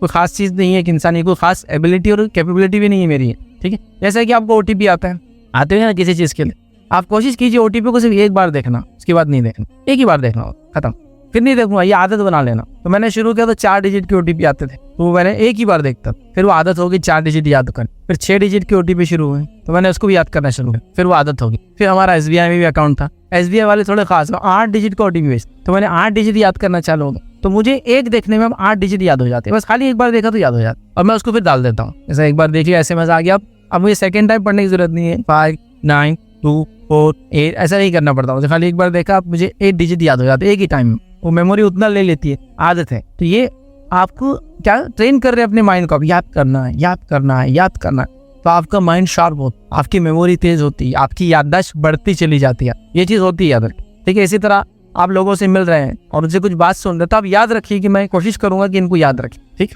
जैसा मैंने भी की, मैंने अपने आप को ऐसा ट्रेन किया, मैं जो चीज़ों को याद करना चाहता हूँ याद करता हूँ, और जिन चीज़ों को मैं भूलना चाहता हूँ भूल जाता हूँ। वो मैं अपने आप को माइंड को ट्रेन किया हुआ, इनसे मिला तो ये 20 साल बाद ही मिले तो मुझे याद रहने वाले, इनसे मिला और मुझे इनको याद नहीं रखना तो मैं इनको भूल जाता, फिर मुझे याद नहीं रहते। तो चूंकि अब कितनों को याद रखूंगा, तो मैंने चूज ही बन गया हूँ, इसको याद रखो, इसको मत, इसको छोड़ दे, वैसे चूज ही बन। आप जैसा ट्रेन करेंगे आपकी बॉडी वैसा ट्रेन होती चली जाती है। तो आपको जो आप बोल रहे हैं याददाश्त कैसी तेज करना, चीज़ों को कैसे याद करना, आपको अपने आप को ट्रेन करना। मैं पिन पॉइंट को एग्जांपल नहीं दे सकता हूँ कि ये दुआ पढ़े जहन तेज हो जाएगा, ये हदीस पे अमल करे तो फना हो जाएगा। इन जनरल आप शरीयत के अहकाम को याद रखिए, अच्छी चीज़ों को देखिए, बुरी चीज़ों से बचिए, हरामकारी से बचिए, तो आपका जहन तेज होता चला जाता है। अल्लाह ताला उसमें सलाहियत कैपेबिलिटीज पैदा करता है, क्योंकि मासियत और गुनाह इंसान की ज़िंदगी की बरकत को ख़त्म करती है, और गुनाह मासियत से बचेंगा तो ज़िंदगी की बरकतें बढ़ती है, जिसमें जहन का अच्छा होना एक बहुत बड़ी बरकत है ना। अब एक आदमी देखो जो नशे में रहता है, वो आखिरी वक्त में भी जो है सही तौर से नहीं रहता, बीमारियों में मुब्तला होता है, मर जाता है। और एक आदमी जो हाफिज़ कुरान था, जिंदगी भर उसने वही करता रहा, आप देखिए आखिर वक्त था उसकी याददाश्त चलेगी, फला होगी, लेकिन कुरान नहीं भूला उसने, सबको भूल गया रिश्तेदारों को, कुरान बराबर पढ़ता है। ये अल्लाह की तरफ से फिर होता है। तो लिहाजा गुनाहों से बचना, मासियती काम नहीं करना, चीज़ों को देखना, बुरी चीज़ों से बचते रहना, जहन को तेज करना, बार बार एक्सरसाइज करना, चीज़ों को याद रखने की कोशिश करना, याद रख के रिवीजन करना कि मैंने क्या याद किया दो दिन पहले, वो 3 पॉइंट, फिर याद करो, फिर याद करो, फिर याद करो। इससे क्या होता है, फिर इंसान के जहन याददाश्त तेज होती जाती है। कोई मखसूस दुआ वगैरह मेरे पास नहीं है, क्योंकि बहुत से हाफिज़ बच्चे, आलिम बच्चे पूछते हैं कि मैं याद रखने कोई दुआ, कोई ऐसी मखसूस दुआ वगैरह नहीं। शरीयत के आम उसूल है, इसको आप फॉलो करें, इंशाल्लाह सारी चीज़ें हमारी तेज हो जाएंगी अंदर, खासतौर से हाफिज़ा वगैरह। इसने सवाल किया, हस्बैंड साइकेट्रिक पेशेंट है, जॉब नहीं करते, वैसे में वाइफ का क्या रोल है, किस तरह हैंडल करें। देखिए, अगर हस्बैंड साइकेट्रिक पेशेंट है और जिसकी वजह से उनकी उस जहनी बीमारी की वजह से जॉब नहीं कर सकते, तो यहाँ एक वाइफ को बिल्कुल अलाउड है कि वो जॉब वगैरह करे, बिजनेस करे, या जो भी रोजी रोटी कमाने का जरिया हो सकता है, हस्बैंड की खिदमत करने का जो हो सकता है, और जो अल्लाह ने सलाहियतें, कैपेबिलिटीज उसमें दी, उन कैपेबिलिटीज़ को इस्तेमाल करके वो अपने हस्बैंड को और अपने फैमिली को लेकर चल सकती है। इवन वो डिसीजंस ले सकती है, वो अपने आप को जिम्मेदार बना सकती है, क्योंकि जाहिर सी बात है, एक हस्बैंड जो है एक जहनी मरीज़ है, जहनी मरीज़ के लिए बहुत सारी चीज़ों की ज़रूरत होती है। याद रखिए, अब किस लेवल के मरीज़ है, चूँकि आपने लिखा नहीं, मैं ये कहूँगा जो फिर आप कर सकते हैं या जो काम वो नहीं कर सकते, वो सारे काम आपको करने की कोशिश करना चाहिए, जितनी ताकत, जितनी सलाहियत अल्लाह ताला ने आपको दे रखी है। याद रखिए, जिस तरीके से ज़माना और दौर चल रहा है, मैं तो सबसे गुजारिश करूँगा, मैं कुछ ना कुछ रोज़ी के ज़राए, कुछ ना कुछ इनकम के सोर्सेज हर आदमी बनाने की कोशिश करे, चाहे मर्द हो चाहे औरत हो। याद रखें, रीजन के हालात जिस रफ्तार से जा रहे हैं, बुराइयाँ जिस रफ्तार से जा रही है, और न्यूक्लियर फैमिली, जॉइंट फैमिली के सिस्टम से निकल के हम न्यूक्लियर फैमिली समझते ना, अलग अलग रहने का जो सिस्टम है। जब जॉइंट फैमिली होती थी ना, तो लोग एक दूसरे को संभाल लेते थे। ऐसे आप खुद बोलेंगे, हमारी जॉइंट फैमिली थी और हमारी 6 फुप्पुआँ थी, 2 फुप्पुआँ इधर ही थी, बेचारी फुप्पुआ बराबर कमाते नहीं थे, लेकिन पल गई, फुप्पे भाई बहन भी पल गए, शादियां भी हो गई, क्योंकि जॉइंट फैमिली ने संभाल लिया था एक दूसरे। अब न्यूक्लियर फैमिली में क्या होता है मालूम, हस्बैंड एंड वाइफ और समझो उनके 2 बच्चे, तो ये इतना फैमिली, ये बस ये इस पे ही सब घूम रहा है। अब हस्बैंड को कुछ हो जाए तो अब ये तो ऐसे हो जाते, तीनों डिपेंडेंट, अब कोई नहीं, ना इसका भाई साथ है ना इसका बाप, कोई नहीं साथ ना, न्यूक्लियर फैमिली अलग रहते हैं, अब कोई भी नहीं, बहुत मुश्किल होती। साथ रहने में कम से कम वो क्या बोलते हैं, वो साथ रहने की वजह से जो एक तकल्लुफ रहता है ना, कर दो जान दो, या वो भी नहीं रहता, अपने साथ थोड़ी रहता हो, एहसास भी नहीं रहता ना, साथ रहने से मोहब्बत है वो भी नहीं है, वो उसकी जिंदगी गुजार रहा, जब उसके प्राइम था जिंदगी का, हमको छोड़ के गया, वो भी नहीं है। ठीक है, मैं ये कह रहा जॉइंट फैमिली में तो वो फैमिली साथ रहो, और ज़िंदगी भर जो दिल एक दूसरे को ऐसा मौका कि पलटे की छुरा घोंप दो, वो वाला भी नहीं, जो था वो नहीं है। अब नहीं होने की वजह से क्या होता है, डेंजर हो जाता है सिचुएशन और फिर परेशान हो जाता। लिहाजा अभी के ज़माने में तो ऐसा है कि हर आदमी जो स्किल पैदा कर सकता है, हुनरमंदी पैदा कर सकता है, करे, क्योंकि इसकी ज़रूरत कमी पड़ सकती है। ठीक है, लिहाजा आपको हर वो काम करना पड़ेगा जो अल्लाह ने अपनी सलाहियत दे रखी है, जो करना चाहिए। स्किल है तो कमाने की कोशिश कीजिए, घर चलाने के लिए जो मैनेजमेंट क्वालिटीज़ होना चाहिए वो पैदा कीजिए, हस्बैंड को अपनी तरफ से क्या दे सकते हो देने की कोशिश कीजिए। इलाज वगैरह के अंदर वो जितना कर सके जो आप उतने की उनको इजाज़त दीजिए। मतलब इन द सेंस कि ऐसा कोई काम जो सिर्फ बैठे रहने का, सिर्फ बैठे बैठे काम कर लेने का होता है ना, ऐसा कभी आदमी मेंटली थोड़ा ऑफ है लेकिन उसके बावजूद सिर्फ बैठ सकता है। ऐसे कई प्रोफेशन है जहाँ सिर्फ एक आदमी की बैठे हुए आदमी की जरूरत रहती है, वो क्या करता है इतना वो नहीं होता, उसका रहना जरूरी हो। चाबी यहाँ लगा दो, मैं भी जाके आ रहा, उतना ही करना पड़ता है, चाबी लगाए वहीं बैठा एक जगह, कुछ ज़्यादा टेक्निकल नहीं, कुछ सोचना, कुछ ना कुछ उनमें मदद कीजिए। और बहरहाल जो कुछ हो सकता है, बहरहाल चूँकि इसमें खास वो नहीं है, तो जो चीज़ें आप हैंडल कर सकते हैं करना चाहिए। हालात आपको क्या कंपेल करे वो सारी चीज़ें करने की आप कोशिश। अस्सलाम वालेकुम रहमतुल्लाहि व बरकातुहू। फैज़ भाई, हमारा ये सवाल था कि बेड लगाना या शर्त लगाना, फॉर एग्जांपल के ये टीम जीत गए तो मतलब कि आपको ये पैसे मिलेंगे, तो ये पैसे देना और लेना कैसा है? भाई ने सवाल किया कि बेट लगाना या शर्त लगाना कि फलां टीम जीत गई तो मैं ये दूंगा, फलां करना। देखिए, शरीयतन बेट लगाना ये हराम है। किसी चीज़ पर इनाम रखना वो हलाल है। इनाम मतलब ये कि दो लोग खेलेंगे, जो जीतेंगे उसको मैं 100 रुपये इनाम दूंगा, तो ये इनाम होगा, तो ये तो एक अलग बात है। लेकिन बेट लगाना, शर्त लगाना ये शरीयतन जायज़ नहीं है।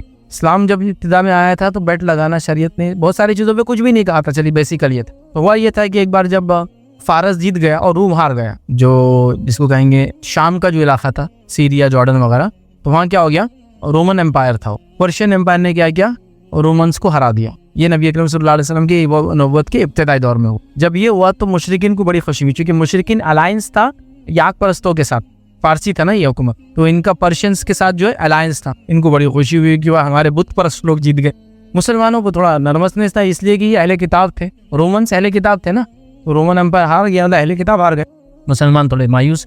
कुरान की आयत सूरह रूम की नाजिल हो कि गुलिबतिर रूम, ये रूम गालिब होने वाला है बस थोड़े ही वक्त के अंदर।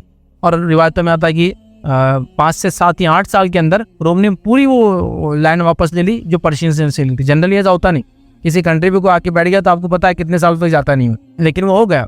जब ये आयत नाज़िल हुई, अबू बकर सिद्दीक़ गए मुशरिकीन के पास और कहा कि मेरी तुमसे 100 ऊँटों पर शर्त कि ये इतने दिन में, जो कुरान ने कहा था इतने दिन में वापस रूम जीत जाएगा। अब वही कि जब वो शर्त लगा लिए तो वो दौर जहालत का था, वो इब्तिदाई दौर था, उसमें इतना वो नहीं था। जब वो हो गया ख़त्म तो जब इस्लाम आ चुका था, शर्त लगाना हराम था तब। तो अब चूंकि वो शर्त लग गई थी, चूंकि रूम गालिब आ गया और अबू बकर सिद्दीक़ जीत गए, तो वो आया कि कहा तुम तो जीत गए हो। तो अबू बकर सिद्दीक़ ने आपसे पूछा कि मैंने ऐसा दौरे जहालत में एक बैट कर ली थी, शर्त लगा ली थी, इब्तिदाई दौर में जहालत भी नहीं, अब क्या करो? तो आप सबने उसे मना की, वो छोड़ दिया, उन्होंने कहा कि मैं नहीं ले सकता। तो इस्लाम में बेट लगाना, शर्त लगाना दुरुस्त नहीं, चूँकि ये भी जुए की एक तरह से किस्म होती है अदा की, ठीक है। तो लिहाजा शराइत वगैरह, मैचेस पर, जानवरों पर लड़ने वाले, इंसानों पर लड़ने वाले होता ना, दो लड़ते जो लोग उन पर बेट लगाते हैं, एनिमल्स के ऊपर बेट लगाते हैं, उसके बाद गाड़ियों के रेसिंग में लगाते हैं, मैचेस के गेम्स के खेलने पे लगाते हैं। और अभी तो क्या क्या लोग बेट नहीं लगा रहे, बस आने वाला मर्द रहा तो इतने रुपये, आने वाली औरतें तो बैठे बैठे रिकाम में है ना शर्तें लगा रहे हैं, समझे ना? मतलब जुए की किस्म, मतलब आप रास्ते से कोई आ रहा, चल मर्द आया तो 10 रुपये तेरे, 10 रुपये, चल औरत आ गई तो ये कर रहे हैं। बहुत हो चुका थी जुआ वगैरह की किस्में, बैटिंग्स शरीयतन ये दुरुस्त नहीं है, ठीक है, इस्लामिकली, तो लिहाजा बचने की कोशिश करना चाहिए इन तमाम चीज़। अस्सलाम वालेकुम। मेरा सवाल है कि पेशेंट से रिलेटेड, मतलब डॉक्टर ने बोल दिया पेशेंट की क्रिटिकल तबीयत है, लास्ट स्टेज पे समझो कैंसर, तो फिर भी उसका इलाज करना चाहिए, फिर घर पे ही रहने चाहिए? क्योंकि लोग बोलते हैं, रिश्तेदार बोलते हैं इलाज नहीं कर रहे, घर पैसे की दिक्कत है तो घर तार बेचे या फिर आयुर्वेदिक का इलाज करे, डॉक्टर की सलाह लेना चाहिए कि घर पे रहने? भाई सवाल है कि कोई कैंसर का पेशेंट है आखिरी स्टेज में, तो डॉक्टर की सलाह लेकर इलाज करना चाहिए या कोई आयुर्वेदिक इलाज करना चाहिए या छोड़ देना, घर पे रखना चाहिए? देखिए, कम्प्लीटली डिपेंडेंट क्वेश्चन है, हालात, माहौल और फाइनेंशियल कंडीशन सारी सिचुएशनल है जिसको हम कहें। जैसा मिसाल के तौर पर एक आदमी है, डॉक्टर ने कह दिया कि इसको लास्ट स्टेज है, कुछ नहीं हो सकता, दुआ कीजिए, घर रखिए, खिलाइए पिलाइए, साथ रहिए, खुश रखिए, बोलते हैं लोग। तो ऐसी सिचुएशन में मैं कहूँगा वो खुद बोल रहा है कि अब पैसा खर्च करने की जरूरत नहीं, आपका पैसा खर्च करना कोई बहुत बड़ा बेनिफिट नहीं देगा, तकलीफ में कुछ कमी हो सकती। और जहाँ एलोपैथिक इलाज में जनरल जो तकलीफ में कमी होती है, वो चीज़ों का इलाज करके कमी नहीं की जाती, माइंड के सेंसेस को सप्रेस करके आपको तकलीफ से दूर किया जा रहा है। मतलब मुझे किडनी पेन हो रहा है, जब मैं कोई दवा खा रहा हूँ भागते हुए जाके किडनी की, तो मेरे किडनी पे कोई असर नहीं करती एलोपैथिक दवा, वो मेरे ब्रेन को दबा रही है और गुनोदगी में ले जा रही है, जिसकी वजह से मैं पेन को महसूस नहीं कर रहा हूँ, लेकिन हो रहा है। मैं समझाना ही चाह रहा हूँ कि वो पैथी के अंदर ऐसा कोई इलाज भी नहीं है उस चीज़ के लिए कि वहाँ करेंगे तो फायदा हो, गुलूदगी में रखेंगे, बेहोशी के आलम में रखेंगे, तकलीफ से ऐसा कम कर, तो वैसा कुछ इलाज हो भी नहीं रहा। तो वो कह रहे हैं घर में जाओ, उससे अच्छा साथ रहो, खाओ पियो बैठो, हाँ एक हेल्दी टाइम गुजारो, और जो भी आपके मजहब ने आपको इजाज़त दे दी, तौबा इस्तिग़फ़ार वगैरह वगैरह करो, ये सब है। मैं कहूँगा वो सजेशन को मानने में कोई हर्ज नहीं। उसके बरस जाकर कोई अगर इलाज कंटिन्यू करना चाहिए तो उसमें भी हर्ज नहीं। बस ये ना हो कि पेशेंट की ज़िंदगी आप जो बची हुई बर्बाद कर दी इलाजों के चक्कर। असल उतना भी उसको वो नहीं करना चाहिए कि वो खुद परेशान हो जाए कि कम से कम मुझे मरने से पहले 4 दिन तो देते ही घर पे रहूँ। इतना मतलब डॉक्टर बोल रहा है कि अब इतना कुछ नहीं फिर भी हमारा पैसा हम करेंगे, ठीक थोड़ा सा कर सकते हैं। ये सारी चीज़ें डिपेंड है, जिसको मैं ऐसा बोल नहीं सकता हूँ हाँ कराओ ना कराओ। जो लोग ज़्यादा पढ़े लिखे नहीं होते उनके पास तो ये कि आखिर दम तक कुछ तो भी उसके मुंह में डाला जाए और कुछ तो भी उसके डिश में डाला और निकाला जाता ही रहे, तो उनको बहुत अच्छा भी लगता है उससे। क्या बड़े दवाखाने में लगे थे, क्या बड़ी नलियाँ डाले थे, क्या कुछ समझ रहा कुछ नहीं, लेकिन अच्छा लगता। कुछ लोगों को तो हमारे मशीन के अंदर जाके आ गए तो उनकी आधी बीमारी क्योर हो जाती। गाँव से आए वो दवाखाना देख के 20% बीमारी डाउन हो जाती है उनकी, सही जगह लाए तुमने, अब तो इलाज हो जाए, उसका एक फीलिंग डेवलप हो जाती है। मशीन में गया तो फिर वो 8 दिन 20 दिन 25 दिन जाने के बाद जैसे हाथ से आने बाद था ना, मैं मीना में ये हुआ, मुज़दलिफ़ा में ये हुआ, फला हुआ, जहाज में तो ऐसा चलता है गया हमारे मशीन ऐसी बड़ी थी, पूरा आदमी अंदर चल जा रहा, कोई आ नहीं सकता, वो इतने करोड़ की है, तो उससे कुछ बीमारी उसकी रिलैक्स हो रही। बट ये इलाज थोड़ी हो रहा है। यहाँ पर एक टेंडेंसी होती है वह अगर ऐसा है तो खर्च करो, लेकिन वहीं एक इंटेलेक्चुअल तो पढ़ा लिखा इंसान है, वो जानता है क्या डिसीजन लेना चाहिए। तो मैं कहूँगा एक सही डिसीजन की तरफ जाए, ऐसा बचाना भी नीयत नहीं, लेकिन अगर ऐसा पेशेंट को तकलीफ देके फायदा नहीं जब, फिर क्यों किया जाए। उससे अच्छा हेल्दी टाइम गुजारा जाए, और अल्टरनेट मेडिसिन अगर उस वक्त कर सकते हैं कोई फायदा देती तो वो करते रहें। फिर भी ये मेरा आंसर जो कम्प्लीटली डिपेंड है सिचुएशन सिनेरियो हालात पर। मैं किसी को रोक नहीं रहा हूँ कि वो इलाज करे, इलाज बिल्कुल आप कहाँ करें, आखिर वक्त का इलाज करें, बट सेंसिबल डिसीजंस लेने से आपको फ़ायदा होता है। जैसे कि हमारे एक दोस्त थे, उनके भाई थे, अब महीना भर गुजर गया वेंटिलेटर पे रखे हैं, मंथ गुजर गया, कब तक रखेंगे, कहाँ से आदमी पैसा लाएंगे। ये जिंदा अपने सब कुछ बेच चुके ऑलरेडी, क्या बेचेंगे, 30,000 40,000 रोज जा रहा, क्या बाकी रहता है इंसान के पास इतना पैसा खर्च कर। एक आम एक एवरेज फैमिली, हमारे पास एक एवरेज फैमिली वो होती है जिसकी छोटी बीमारी हो जाए तो गरीब बन जाती है। उसकी छोटी बीमारी होती है लाख रुपए, मतलब गुर्बत की तरफ जाते हैं, क्योंकि मोबाइल घर वगैरह इतना मेंटेन रखते हैं अपने माशाल्लाह, कार वगैरह कि एक बीमारी आती, कार भी जाती, मोबाइल भी जाता और सब चीज के वांदे लग जाते। क्योंकि हम जितना पैसा रखते हैं वो सब दिखावे वाला पैसा रहता, बैकअप जैसा कोई चीज नहीं, एसेट कुछ नहीं रहता हमारे पास, लायबिलिटीज क्रिएट की यहाँ से वहाँ तक सारी चीजें ऐसी रहती। तो एक बीमारी हमको गरीब बना देते झटके के साथ, समझ, ये तो कॉमन है। तो अब कैसे करेंगे, क्या सजेशन देंगे बताइए। साल भर उनको वेंटिलेटर पे रखो, कैसे वो रखेंगे, ये मर जाएंगे पूरे वेंटिलेटर पे चले जाएंगे ना। तो जिंदा लोग पैसा कहाँ से लाएंगे, जेवरात बेच दिए, घर बेच दिए, ये बेच दिए, क्या बाकी है अब सिर्फ किडनी एक्स्ट्रा है वो बेच सकते हैं, आँख एक निकाल के दे सकते हैं, क्या करेंगे फिर, क्या डिसीजन लेंगे बताइए। बोलना ये पड़ेगा कि चांसेस क्या है, डॉक्टर से बात करो, चांसेस एकदम डिमिनिश हो गए खत्म होने के, तो अब वेंटिलेटर निकाल दिया। को बोलेगा वेंटिलेटर निकाल तो मर गए, तो जाहिर सी बात है जिंदगी और वेंटिलेटर पे कोई जीता भी नहीं, ब्रेन डेड भी डिक्लेयर नहीं हो रहे कि चलो ऐसा भी होगा तो मसला समझ में आ रहा है, कुछ नहीं है, बस अब पड़े हैं। कभी कभार फिर दूसरा गेम रहता है, आप सबको बताएं हॉस्पिटल्स क्या क्या नहीं करते, स्पेशली कॉर्पोरेट्स, बहरहाल। तो ये सब सेंसिबली डिसीजन लेने की चीज़ें हैं, और जिसको आम जबान में कहूँगा मेंढक को इतना समझ में आना चाहिए कि पानी के खोलने से पहले कब बाहर कूदना चाहिए। बस एक मेंढक पानी में जो गर्म हो रहा नीचे, सब कब कूदना है उतना उसका बहुत इंपॉर्टेंट डिसीजन होता है। जरा भी आगे पीछे हुआ तो आप एक आदमी जो मर रहा है उसके लिए पूरे जिंदों को मार देते हैं। तो वो निकलना जंप करना एक डिसीजन, क्रूशियल डिसीजन। तो ये डिपेंड है सारी चीज़ें, अल्लाह ताला ऐसे लोगों पर रहम करे, हमें ऐसे हालात से बचाए। लेकिन बहरहाल ये सब होता है, लोगों को बहुत सेंसिबल डिसीजन लेने की जरूरत। किसी ने सवाल किया, man saying to his friend your face brings us good fortune, is it शिर्क। किसी इंसान का अपने दोस्त से ये कहना कि तुम्हारा चेहरा मेरे लिए क्या बोलेंगे खुश आइन चीज़ है, अच्छी चीज़ है मेरे लिए तुम्हारा चेहरा देखना, या जिसको हम कहेंगे अच्छा फाल मैं इससे लेता हूँ तुम्हारे चेहरे से, क्या ये कहना शिर्क है या जायज़ है। तो देखिए, किसी को ये कहना या किसी का ये कहना कि तुम्हारा चेहरा एक अच्छी चीज़ लाता है, या खुश आइन बात है, या अच्छा फाल है मेरे लिए, या अच्छा शगुन भी बोल सकते हैं, अच्छा शगुन है, इसमें कोई हर्ज नहीं, इसमें कोई बुराई नहीं, ऐसा कहने में कोई हर्ज नहीं आता। क्योंकि नबी अकरम सल्लल्लाहु अलैहि वसल्लम की तरफ से कुछ रिवायतें आती हैं जिसमें ये आप सल्लल्लाहु अलैहि वसल्लम पसंद करते थे कि आप कहते थे कि जब मेरे पास किसी को तुम पैगाम देकर भेजो तो अच्छा नाम हो उसका और अच्छे चेहरे वाला हो। अच्छे चेहरे से मुराद वो खूबसूरती की पैमाने वाला नहीं, जो देखने दिखाने में अच्छा हो और उसके साथ उसका नाम अच्छा हो। नबी अकरम सल्लल्लाहु अलैहि वसल्लम जब किसी को भेजते, किसी के पास मैसेज देकर, तो उससे पहले नाम पूछते, तुम्हारा नाम क्या होता है। जब नाम सुनता है आदमी, सब बादशाह के पास को खत लेके जा रहा, नाम सुनते इंप्रेस हो जाता कभी आदमी, होता है ना ऐसा। तो आप नाम पूछते फिर उसको देख। रिवायत में आता है नबी अकरम सल्लल्लाहु अलैहि वसल्लम जब किसी के साथ होते हैं नाम पूछते, नाम अच्छा होता तो आपके चेहरे से महसूस होता आप खुश है, किसी का नाम बुरा होता तो आपके चेहरे से महसूस होता नाम बुरा है। आप जब किसी बस्ती या वादी से गुजरते लोगों से नाम पूछ, अगर बस्ती वादी का नाम अच्छा तो आपके चेहरे से साहबा कहते हैं पहचान लेते आप खुश हुए नाम से, और अगर नाम बुरा तो आपके चेहरे से हम पहचान लेते कि नाम बुरा है। तो यहाँ समझ ना, जिसको हम कहते हैं अच्छा शगुन लेना। नबी अकरम सल्लल्लाहु अलैहि वसल्लम बैठे हैं और हुदैबिया का मुआहिदा हो रहा है और ऐसा लग रहा है कि मामला आगे पीछे होगा, टफ हो जाएगा, सहाबा कुछ चीज़ें मानेंगे नहीं, रेडी नहीं होंगे, क्या करें।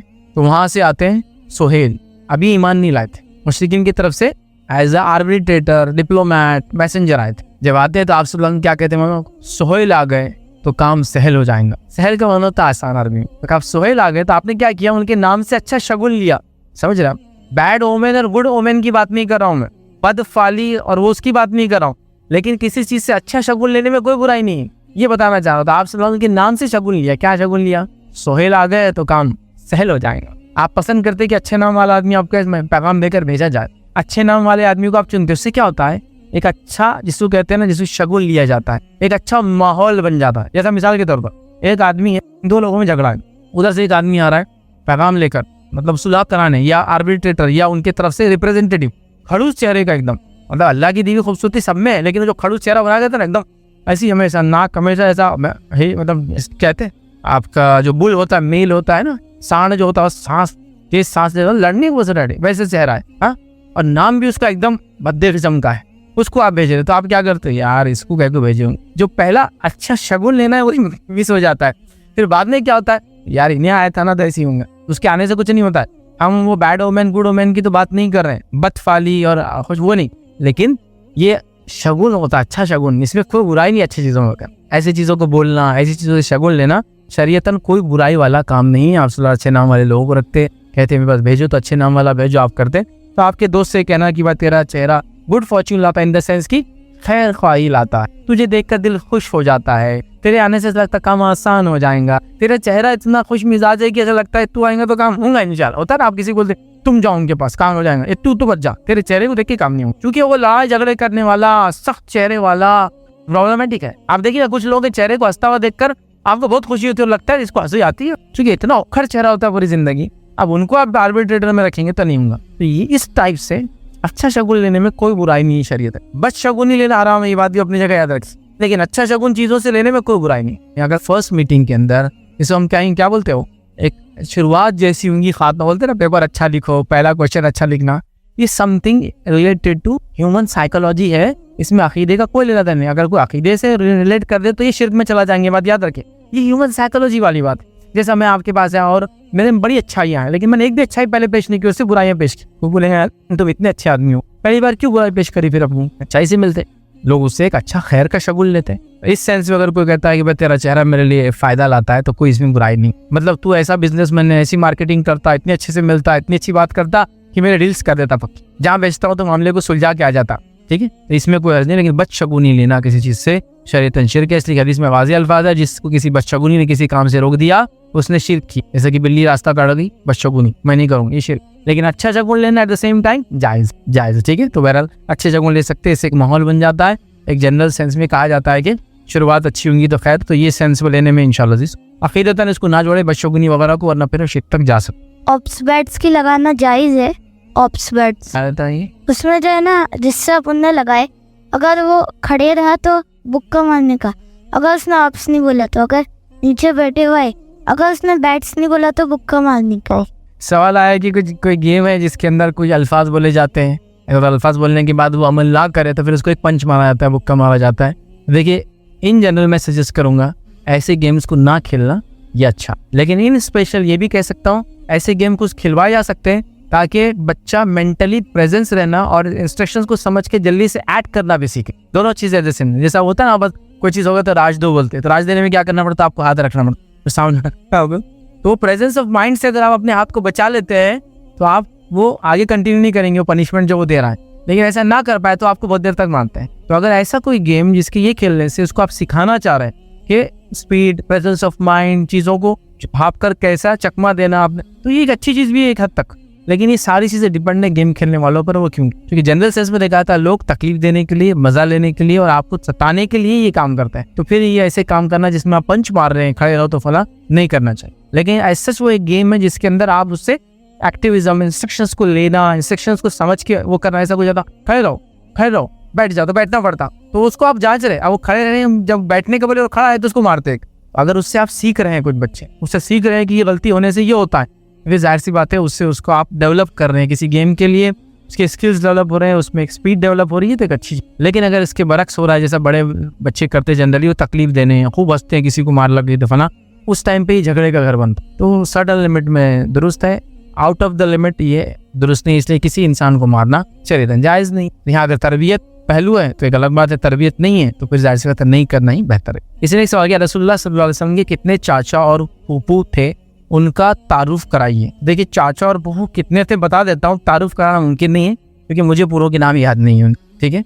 और चूंकि उनमें से अक्सर ईमान वाले नहीं थे तो जाहिर सी बात है पढ़कर कोई फ़ायदा भी नहीं होता कि आदमी तारुफ को याद रखे। तो नबी अकरम सल्लल्लाहु अलैहि वसल्लम की रिवायतों के मुताबिक जो अलग अलग मुफस्सिरीन ने लिखा है या अलग अलग मौर्रिखीन जिसको कहेंगे, तारीख लिखने वालों ने, सीरत निगारों ने लिखा है, किसी ने 9, किसी ने 10 और किसी ने 12 लिखा। मुझे अब पूरों के नाम भी नहीं याद है और किसी एक गिनती को मैं पकड़ भी नहीं रहा हूँ। कुछ ने लिखा आपको 9 चाचा थे, ये आपके वालिद को मिला के हो जाएंगे 10। किसी ने कहा आपको 10 चाचा थे, वालिद को मिला के हो जाएंगे 11, ठीक है, मतलब एक ज़्यादा। और किसी ने कहा कि आपको 12 चाचा थे, आपके वालिद को मिला दे तो 13 हो जाएंगे, मतलब औलाद 13 हो जाएंगे, लड़के वाली औलाद जो है, मेन जिसको कहेंगे बच्चे। तो बहरहाल 9, 10 और 12 के ताल्लुक से रिवायत है, इससे ज़्यादा मैं नहीं जानता, इससे कम भी मुझे नहीं पता। तो इतने थे। आपके चचाओं में से सिर्फ 2 चचा ईमान लाए थे बिल इत्तेफाक, इसमें किसी का इख्तिलाफ, सिर्फ 2 ही लोग ईमान लाए थे, अब्बास रजी अल्लाह अन्हु और हमजा रजी अल्लाह अन्हु, बस 2 ईमान लाए थे, बाकी सब कुफ्र पर इंतकाल हुआ था। ये हुए चाचाओं की तादाद, क्वान्टिटी। चाचा के अंदर अरबी में ताया भी इंक्लूड होता है, और उर्दू में ताया अलग होते हैं, चाचा मतलब बाप से बड़े ताया, बाप से छोटे चाचा। तो यहाँ अरबी में ऐसा नहीं है, वो सब चाचा ही है, वो अम्मी है पूरे के पूरे जो चाचा है, ठीक है। तो पूरे ये इसी क्वान्टिटी के अंदर आते हैं। तो ये आपको 9, 10 या 12 चचा थे, याद रखिए। और आपके 2 चचा ईमान लाए थे बिल इत्तेफाक। आपकी फूफुओं की तादाद 6 आती है रिवायतों के अंदर, इसमें इख्तिलाफ नहीं ज़्यादा, 6 थी, जिसमें से सफ़िया ज़ुल्हा के ताल्लुक से आप ईमान लाई थी। एक और इख्तिलाफ के मुताबिक और 2 फूफियाँ आपकी ईमान लाई। तो ऐसा अगर वो इख्तिलाफ को ले ले तो 3 थे। और एक रिवायत के मुताबिक सफ़िया और एक आतिका नाम की फूफी थी आपकी, वो ईमान लाई थी, लेकिन इसमें भी इख्तिलाफ। तो श्योर एक फूफी ईमान लाई थी, और अनश्योर या मुख्तलिफ रिवायतों से होता है जो आसार से मिलता है, यहाँ थे तो ये पूछा तो शायद मुसलमान होंगी तभी पूछा, ऐसी चीज़ें होती हैं, और 2 का पता चल। तो अगर इत्तेफाक को ले ले तो एक फूफी ईमान वाली थी, बाकी नहीं थी। इख्तिलाफ को ले ले 3 या 2, जिसको मतलब उन फूफी 3 फूफियाँ या 2 फूफियाँ ईमान वाली थी, ये बात हमको मिलती है। तो आपको 6 फूफियाँ, 9, 10 या 12 चचाएँ थे। तारुफ वगैरह हज़रत अब्बास का तारुफ आपको है, समझा का तारुफ है, सफ़िया का तारुफ भी इंशाल्लाह कहीं मौका मिला तो सीरत में हम इंशाल्लाह देंगे। जो ईमान वाले नहीं थे उनका तारुफ लेके मैं समझता हूँ बहुत बड़ा फ़ायदा नहीं है। किसी ने सवाल किया, मस्जिद में सफ़ के बीच में कॉलम आ जाते हैं तो क्या करें?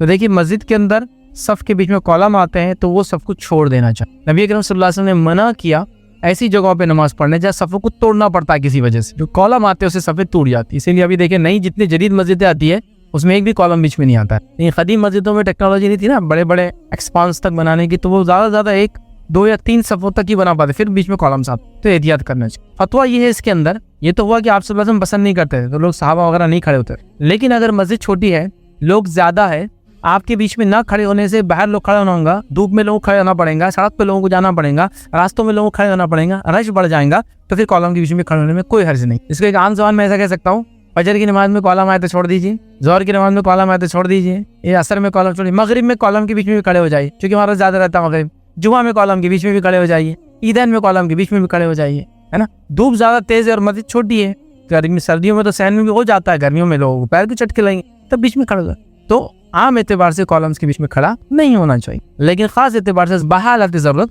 कॉलम्स के बीच में खड़े होने में फिर कोई हर्ज नहीं। यही फतवा याद है कि उलमा का, नबी अकरम सल्लल्लाहु अलैहि वसल्लम ने पसंद नहीं किया कि जब सफ़ के बीच में कोई चीज़ आती है तो उसको छोड़कर उस जगह खड़े हो, छोड़ देना सबसे बेस्ट। किसी ने एक सवाल किया, नमाज होने के बाद जब लोग जाने लगते हैं और अगर हम बची हुई नमाज अदा कर रहे होते हैं तो एक शख्स हमारे आगे सुतरे की तरह खड़ा हो जाता है और सब के जाने के बाद वो भी चला जाता है, तो क्या ये सही नहीं? तो देखिए अगर आप नमाज पढ़ रहे हैं, आपकी नमाज अभी ख़त्म नहीं हुई, जमात ख़त्म हो गई, लोग उठ के जा रहे हैं और मेरे आगे जो इंसान खड़ा था वो अपने आप को वहाँ से नहीं हटाता और वहीं खड़ा रहता है और उसकी वजह से लोग मेरे आगे जाते रहते हैं, मतलब चूंकि वो मेरे सुतरे जैसा हो जाता है, सुतरा नहीं रहता है, तो क्या दुरुस्त है? ये तो बिल्कुल दुरुस्त है, उसमें अर्जी नहीं है ना। जैसा अगर आदमी आगे बैठे है, अभी नमाज चालू नहीं हुई, आगे लोग बैठे हैं और नमाज चालू नहीं हुई और आप अपनी नफिल पढ़ रहे हैं, तो वो आदमी के सामने से लोग जाते हैं ना। आप नमाज पढ़ रहे हैं, एक आदमी आगे बैठा हुआ है या खड़ा हुआ है, लोग वहाँ से जाते आते हैं, क्यों? तो आप आड़ बन जाते हैं, आपकी वजह से वो पीछे नमाज पढ़ सकता है। तो यहाँ भी सेम रूल लागू होगा कि आप, मैं नमाज पढ़ रहा हूँ या आप नमाज पढ़ रहे हैं, मैं आपके आगे था, मैंने देखा आप नमाज पढ़े तो मैंने नहीं हटा, मैं रुका हो रहा, फिर आप लोगों ने सब अपना काम कर लिया, फिर मैं चला गया, कोई अर्ज नहीं उसके, कोई मसला नहीं उसके। वैसे भी याद रखिए सजदे की जगह के आगे से जाने की इजाजत है। इसमें जो अलग अलग अखवाल उलमा के है उसमें ये है, जैसा कि इमाम हनीफा और उनके जो अहले राय लोग हैं, मतलब जो हनफी लोग हैं इसको आम ज़बान में कहेंगे हनाफ, उनका ये कि एक ऊँट की जगह के आगे से जा सकते हैं नमाजी के सामने से, अगर सुथरा ना भी हो तो। ये सुथरा नहीं होने की शक्ल में बात हो रही है, मतलब कुछ भी नहीं रखा, खड़ा हुआ है एक ऊँट का वहाँ होता है 3 सफ़, वो कहते हैं 3 सफ़ आगे से आप जा सकते हैं। इमाम शाफी का फतवा है कि आप 2 सफ़ आगे से जा सकते हैं, मतलब उन्होंने एक गाय का लिया बैठने की जगह, और इमाम मालिक या इमाम अहमद बिन हंबल ने कहा एक बकरी की जगह, एक बकरी बैठ जाती है 1 सफ़। लेकिन जो अहले इल्म का, असलाफ का, सऊदी उलमा का जो फतवा ये सजदे की जगह के आगे जाने में कोई हर्ज नहीं, मतलब सफ़ के बिल्कुल बाद जहाँ वो पढ़ रहा है उसको छोड़कर, ये माना होता। बहरहाल एहतियात करना अच्छी बात है। नमाजी के सजदे के जगह के बीच में, मतलब जहाँ जाके सर टिकता है उसके बीच में से जाना ये हराम है, और इस किस्म का जुर्म है कि आप सल्लल्लाहु अलैहि वसल्लम फरमाया जो शख्स नमाज पढ़ रहा और उसके सामने से कोई जाए वो उसको हाथ से रोके, ज़्यादा से ज़्यादा सजदे की जगह में जा रहा था और ना रुके तो उससे लड़ाई करे। अब उन सब जगह लड़ रहे, इधर नहीं लड़ रहे, लेकिन इधर बाद में बोल रहे तू गया था, नमाज भी नहीं पढ़ा, सबको देखा कौन कौन जा रहा, रोक रहा नहीं, लेकिन तू गया था, अच्छा कभी रुक गया तो हट मेरी नमाज चले गई, तोड़ दे रहा, ये नहीं, रोकना है हदीस में, ना रुके तो लड़ो हदीस में, ठीक है। तो बहरहाल तो आप खड़े सुथरा हो गए एक तरह से, आप लोग आगे चले गए, उनका काम खत्म हो गया, अब आप चले जाए, क्योंकि आप सजदे की जगह में वैसे भी नहीं खड़े हुए थे उसके, आप चले जाए, इसमें कोई इंशाल्लाह जिसमें हर्ज नहीं, ऐसा हो सकता है। अस्सलाम वालेकुम। फैज़ भाई, इससे पहले आपने जो जवाब दिया उसी से कंटिन्यू सवाल है मेरा कि नमाज के सामने से जो लड़ोगे अल्फाज है तो वाकई में अपन नमाज तोड़ के उसको रुकाना चाहिए अगर वो हाथ से भी नहीं रुक रहा तो। और सुथरा क्या चीज़ रख सकते हैं, मतलब स्टूल है, कुर्सी है, पानी की बोतल है, अपना मोबाइल है, तो वो सुथरे के तौर पर रख सकते। भाई सवाल क्या कि जो मेरा पिछला सवाल था जो है सुथरे के ताल्लुक से, जो आदमी खड़े होने के, उसी से ये सवाल है कि लड़ने से मुराद लड़ो मतलब क्या नमाज तोड़ के लड़ो, तो क्या माना है? तो अच्छा सवाल आपने किया। देखिए लड़ो से माना क्या मालूम आपको, आप नमाज नहीं तोड़ना है, लड़ो से क्या माना है, आप नमाज पढ़ रहे हैं, आप कोई आदमी जा रहा है बीच में तो उसको रोकना है, ना रोके तो लड़ो का माना। उसका माना ये है कि आप नमाज पढ़ रहे बीच में जा रहा, आपने इसको रोका, नहीं रोका तो आप उसको धक्का दे देंगे, नमाज नहीं तोड़ेंगे। इधर से आया, आपने उसको रोका, वो नहीं समझा, आपने धक्का दे, ये है इसका माना। लड़ने में आएंगे ना, आपने किसी को ऐसा भी किया, ये सेंस है, लेकिन नमाज तोड़ना नहीं है उसकी, क्योंकि उसी के लिए तो आप उसको रोक रहे कि नमाज के सामने से ना जाए, वही तो मकसद है आपका कि नमाज आपने कंटिन्यू करना है। तोड़ देना होता लड़ने के लिए तो फिर तो फायदा क्या, नमाज कंटिन्यू करना है बोल के आप उसको रोक रहे हैं, बीच में से नहीं जाना चाहिए। हाँ ये बात भी आप समझ लीजिए, इसमें एक और चीज़ ऐड कर, अगर नमाजी के सामने से कोई मर्द चला जाए, मैं नमाज पढ़ा मेरी सजदे की जगह से कोई चला गया तो मेरी नमाज नहीं टूटती, लेकिन वो गुनाहगार होता है, ये बात याद रखें। लेकिन मेरी सजदे की जगह में से 3 चीजें चली जाए तो मेरी नमाज टूट जाएंगी। अब मुझे फिर से दोबारा पढ़ना है, एक गधा चले जाए तो सजदे की जगह में से गधा, दूसरा कुत्ता चले जाए तो, और तीसरा औरत चले। आपको ये ना समझे कि भाई औरत कुत्ता गधा एक जैसा इस्लाम में, क्यों नहीं, ऐसा नहीं, औरत कुत्ता गधा एक जैसा नहीं है। ये लिस्ट ऑफ वो लोग है जिनके जाने से नमाज तोड़ी, लेकिन सब एक जैसे नहीं है। जैसा कई जगह लिखा हुआ है जहाँ औरतें स्विमिंग के लिए जा रही हैं, जहाँ औरतें ड्रेस चेंज करती, वहाँ क्या लिखा था, पेट्स का लाना मना है, मर्दों का आना मना है। तो पेट्स और मर्द एक जैसे हो गए? नहीं, दोनों जैसे। औरतें पेट से डरती है, कुत्ते बिल्लियाँ वगैरह होते ना, तो मत लाओ, और मर्दों का आना मना, ये सेंस है। लिस्ट ऑफ चीज़ें जो नहीं करना है, इसका मतलब ये नहीं कि ऐसा कोई लिख रहा कि यहाँ जो है ये ना लाए, ये ना लाए, ये ना लाए, बच्चों को लाए, देखो बम ना लाए, चाकू ना लाए, बच्चे, देखो बच्चे बम चाकू जैसा कर दिया, बच्चे तो मासूम होते।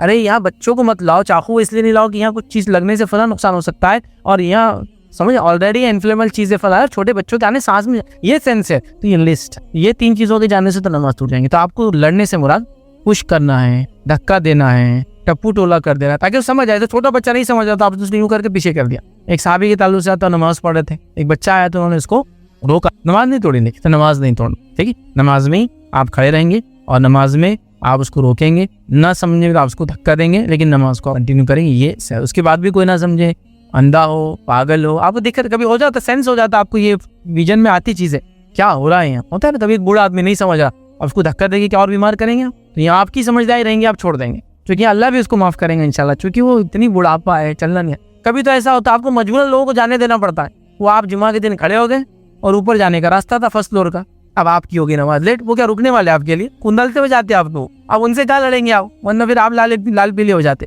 तो यहाँ अपन आराम से नमाज करो, जा भाई जा। होता है, मैंने देखा एक बार वो जुम्मा हो गए, हम ऊपर से उतर के आ गए, लोग नमाज पढ़ रहे, हम रुके हुए, पब्लिक थोड़ी मानती, फेंक देती आपको उठा के, चल रहे हैं लोगों के साथ। तो ये प्रॉब्लम बहरहाल, तो ये आप समझे कि भाई आप नमाज पढ़ रहे हैं। जब आप जमात से नमाज पढ़े तो कोई बीच में घुसने वाला है ही नहीं, इसलिए कि ऑलरेडी जमात बन रही है, एनीवेज आ जाता है कोई बीच में वगैरह वगैरह होता है। तो आप उसको रोक सकते हैं। धक्का देने के सेंस में ये मारने का हुआ है। सुतरा क्या हो सकता है? तो सुतरा कोई भी चीज़ हो सकती है। एक नेज़ा हो सकता है, मतलब आज के ज़माने में एक पाइप लाइट इलेक्ट्रिसिटी का जो आता है, नल का आधे इंच का रख दी सुतरा, कुर्सी, बॉटल, आपका रिमोट कंट्रोल आपने यहाँ रख दिया, कोई भी चीज़ जो ऐसी खड़ी हो सकती है जिससे सेंस हो कि आदमी इसके बीच में नहीं चाहता कि कोई आए और जाए। आजकल लोग तख्तियाँ लगाते हैं मस्जिदों में, लकड़ी का ऐसा एक बना, जो भी हो सकता है कि रियाल रख देते हैं सामने। मस्जिद में रियाल बहुत से मौजूद होते हैं, आप एक रियाल खोल के रख दें। सुतरे बोल के भी आजकल ऐसे बने हुए आते हैं। कोई भी लकड़ी, सीधी लकड़ी खड़ी हुई हो सकती है, कितना पाइप है, आड़ा हो या खड़ा हो, वो भी सुतरा बन सकता है। एक दस्ती भी सुतरा बन सकती है, वरना आपको कुछ नहीं है। दस्ती को ऐसा यूँ कीजिए गोल, थोड़ी उड़ी आती है ना, कर दी, ये भी सुतरा हो सकता है। इसीलिए सवाल क्या, इकामत के बारे में बताइए। इकामत कब कहते हैं? औरत इकामत क्यों नहीं कहेंगी? इकामत नहीं कहे तो क्या कहें? देखिए, इकामत तो कहना चाहिए। नमाज खड़ी हो रही है, ऐलान होता है। एक शख्स हदीस में आता है जो जंगल वगैरह बियाबान में है, अगर उसको नमाज पढ़ना है तो आप सब वो अजान दे। जितनी मखलूक़ात ये अजान सुनेंगी रोज़ क़यामत जवाब देंगी, चाहे इंसानों में से हो, चाहे जिनों में से हो, चाहे दरख्त झाड़ पहाड़ हो। अजान देना चाहिए, फिर उसने इकामत भी देना चाहिए और फिर नमाज पढ़ना चाहिए। हालांकि अकेला है। मर्द जब भी नमाज पढ़े, मौका मिले तो अजान भी दे। जैसा मैं खेती करता हूँ तो खेत में रहता हूँ पूरा दिन, शाम में गाँव जाता हूँ तो पूरा टाइम नमाज पढ़ रहा हूँ, तो अजान भी देना चाहिए। इकामत भी, अकेला है, इकामत भी देना चाहिए और फिर नमाज पढ़ना। इसका अजर है, याद है, ज़्यादा अजर है। तो मर्दों के लिए तो इकामत है। जैसे मिसाल के तौर पर मैं अपनी नमाज पढ़ रहा हूँ, जमात छूट गई मेरी, जब मैं पढ़ूंगा तो कैसे पढ़ूंगा? इकामत दूंगा और फिर नमाज पढ़ूँ, अल्लाह अकबर, अल्लाह, इकामत देना फिर इसका अजर ज़्यादा है। क्या इसके बगैर नमाज देती? नमाज हो जाती भाई, इसके इकामत देने से अजर बढ़। औरतों को चूँकि बाजमात नमाज पढ़ना फ़र्ज नहीं है, वाजिब और ज़रूरी नहीं है। औरतें बाजमात नमाज पढ़ सकती है, औरतें मस्जिद आके नमाज पढ़ सकती है, और औरतें ईदगाह में नमाज पढ़ सकती है, औरतें मर्दों के पीछे नमाज पढ़ सकती है, इसमें कोई अर्ज नहीं है। लेकिन औरतों के लिए वाजिब नहीं है, ज़रूरी नहीं है। क्योंकि वाजिब नहीं है तो उनके लिए इकामत भी नहीं है, उनके लिए अजान भी नहीं। उनके लिए वक्त का होना ज़रूरी है। ज़ोहर का वक्त हो गया, ज़ोहर का वक्त हो रहा है, समझो 11:35, 11:45, वक्त हो गया, नमाज पढ़ सकती है। उनको रुकना नहीं कि 1:15 अजान होंगी फिर मैं नमाज पढ़ूंगी, तो उनको इकामत भी नहीं है, उनको अजान भी नहीं, उनको वक्त होना ज़रूरी है। और मर्दों के लिए अगर अकेला भी पढ़ रहा है तो कोशिश करे अजान भी दे, अजान नहीं दे सकता तो कम से कम इकामत करे और फिर अपनी जमात खड़ी करे तो इकामत दे। इकामत नहीं देना है तो कुछ भी नहीं करना है। सवाल में था इकामत ना करे तो क्या करे? इकामत नहीं तो कुछ भी नहीं, अल्लाह अकबर, नमाज शुरू। बस नीयत आपकी कि मैं नमाज कौन सी पढ़ती है काफ़ी हो जाएंगी, लेकिन इकामत के साथ ही नमाजें पढ़ना चाहिए। अगर आप दो नमाजें मिला के भी पढ़ रहे हैं तो इकामत देना एक की, वो नमाज पढ़ना, फिर इकामत देना दूसरी की, फिर वो पढ़ना। हर नमाज की चूँकि अलग इकामत है। किसी ने सवाल किया, बच्चों को सुबह में फजर के लिए किस उम्र तक उठाना चाहिए? क्योंकि बच्चे अगर 11 साल से ज़्यादा हैं तो क्या इन्हें उठाना दुरुस्त है? अल्हम्दुलिल्लाह बच्चों को अभी भी उठाते हैं, लेकिन क्या इससे ऐसा तो नहीं हो रहा है कि बच्चे हमसे डर कर फजर की नमाज अदा करते हैं? इनके दिल से नमाज फजर की इतनी अहमियत नहीं है, ऐसे में क्या करें? सिर्फ 1 या 2 बार आवाज़ देकर रुक जाए और नमाज मामलात को अब बच्चों पर छोड़ देना चाहिए। देखिए, सवाल यह है कि बच्चों को उठाना है, बार बार उठा के नमाज को खड़े करें, या बार बार उठाने की वजह से कहीं वो नमाज की अहमियत तो नहीं खो देंगे और हमारे डर से तो नमाज नहीं पढ़ रहे हो तो उसको अजर मिलेगा नहीं मिलेगा, या फिर एक बार बोल के छोड़ देना चाहिए? देखिए, आप बच्चों को उठाए, बार बार उठाए, उठने तक उठाए, आपके डर से उठाए, बेल्ट के डर से उठाए, मार के डर से उठाए, सुबह खाना नहीं मिलने के डर से उठाए, सुबह फुला होगा बोल के उठाए, पॉकेट मनी नहीं मिलेंगे उठाए होंगे। शुरुआत ऐसी ही होंगी। हदीस में क्या अल्फाज है? बच्चा 10 साल का हो तो नमाज को ले जाओ, ना जाए तो मारो। पूरे हदीस की ज़ख़ीरे, एक ही बार अल्लाह के रसूल ने बच्चों के बारे में अल्फाज थे। उलमा लिखते क्यों कहा मारो? आप तो इतने नरम दिल है कि जानवरों से उसने सलूक करे, बच्चों को मारो, कितना जुल्म की बात है। इसलिए मारो कि नमाज़ी नहीं बनेंगे तो कल जहन्नुम में जाएंगे। तो आँख से बचाने मारो भाई। आपका बच्चा आँख में जाना चाह रहा है और आप उसको मना रहे, लड्डू खा ले, गुलाब जामुन खा ले, मत जा, नहीं सुन रहा तो क्या करेंगे? मारेंगे ना उसको बचाने के लिए, धक्का देंगे, पकड़ लेंगे आँख से। तो आँख के मुकाबले में मारो कहा, आम एतबार से बच्चों को मारना, तो यहाँ मारो है। मार से क्या होगा? डर आएगा। डर से क्या होगा? नमाज को आएंगे। नमाज को आएंगे तो क्या होगा? तौहीद पर आ जाएंगे और नमाज को दिल से पढ़ने लगेंगे। आने का तरीका है, लाने का तरीका तो हाँ कर सकते। फजर में उठाइए, बार बार उठाइए, डर से उठाइए, वार्निंग देके उठाइए, ये करके उठाइए, नेमत छीन के उठाइए, उठना है। आप बोलेंगे तो डर से उठ रहे, नमाज के लिए नहीं उठ रहे। हाँ, अभी डर से उठेगा, कल नमाज भी पढ़, फिर अल्लाह के लिए पढ़ेगा। आए तो सही पहले, फिर सब कुछ हो जाता है। आपने घोड़े को देखा? फिल्मों में शॉर्ट्स बहुत होते हैं, हीरो रहता हमारा, चले जाता, बोलते जंगली घोड़ा है, नया लाया, बोलता लालो मैं कर लेता उसको। वो उसके पीठ पे बैठने की कोशिश, घोड़ा बैठने नहीं देता। अब अपन परेशान रहते हैं, क्या चल रहा है इनका, घोड़ा बैठने दे रहने चाहता। जंगली घोड़े जो रहते हैं या घोड़ा जो होता है किसी को अपना मालिक कबूल नहीं करता, जो उसके पीठ पे बैठ गया वो उसको एक्सेप्ट कर लेता फिर एज अ ओनर। जंगली घोड़ा जब पहली बार किसी को नहीं बैठने देंगे, नया घोड़ा आया किसी से सेल करके आपने नहीं बैठने देगा, आप बैठ गए मतलब आपने उसने आपको तस्लीम कर लिया कि यू आर इज। वहाँ फाइट होती है आपकी उससे अच्छी, फिर वो कबूल करता है आप। है ना, हीरो पकड़ के बैठ ही जाते आखिर में, और घोड़ा फिर उनको एक्सेप्ट कर, फिर नहीं वो करता, और कभी वो टेम हो जाते, फिर 1 2 3 लोग बैठते, फिर सबको कबूल कर लेते जो आता है कि ये मेरा ओनर है उतनी देर के लिए, ऐसा होता है। लिहाजा एक इंसानी नफ्स ऐसी होती है, बागी होती है, शर होता है उसमें, अल्लाह के खिलाफ बगावत करती है, इबादतों से बचना चाहती है, सुस्ती और काहली इख्तियार करना चाहती है, तो यहाँ प्रेशर डालेंगे ताकि वो आदी हो। और इसने कहा कि 10 साल के तो नमाज मस्जिद ले जाओ, ना आए तो ठीक है, तो लिहाजा मारना जहन्नुम के मुकाबले में है, वरना अल्लाह के रसूल सल्लल्लाहु अलैहि वसल्लम कभी ऐसा हुक्म नहीं देते बच्चों को मारने का। अस्सलाम वालेकुम। चूँकि आज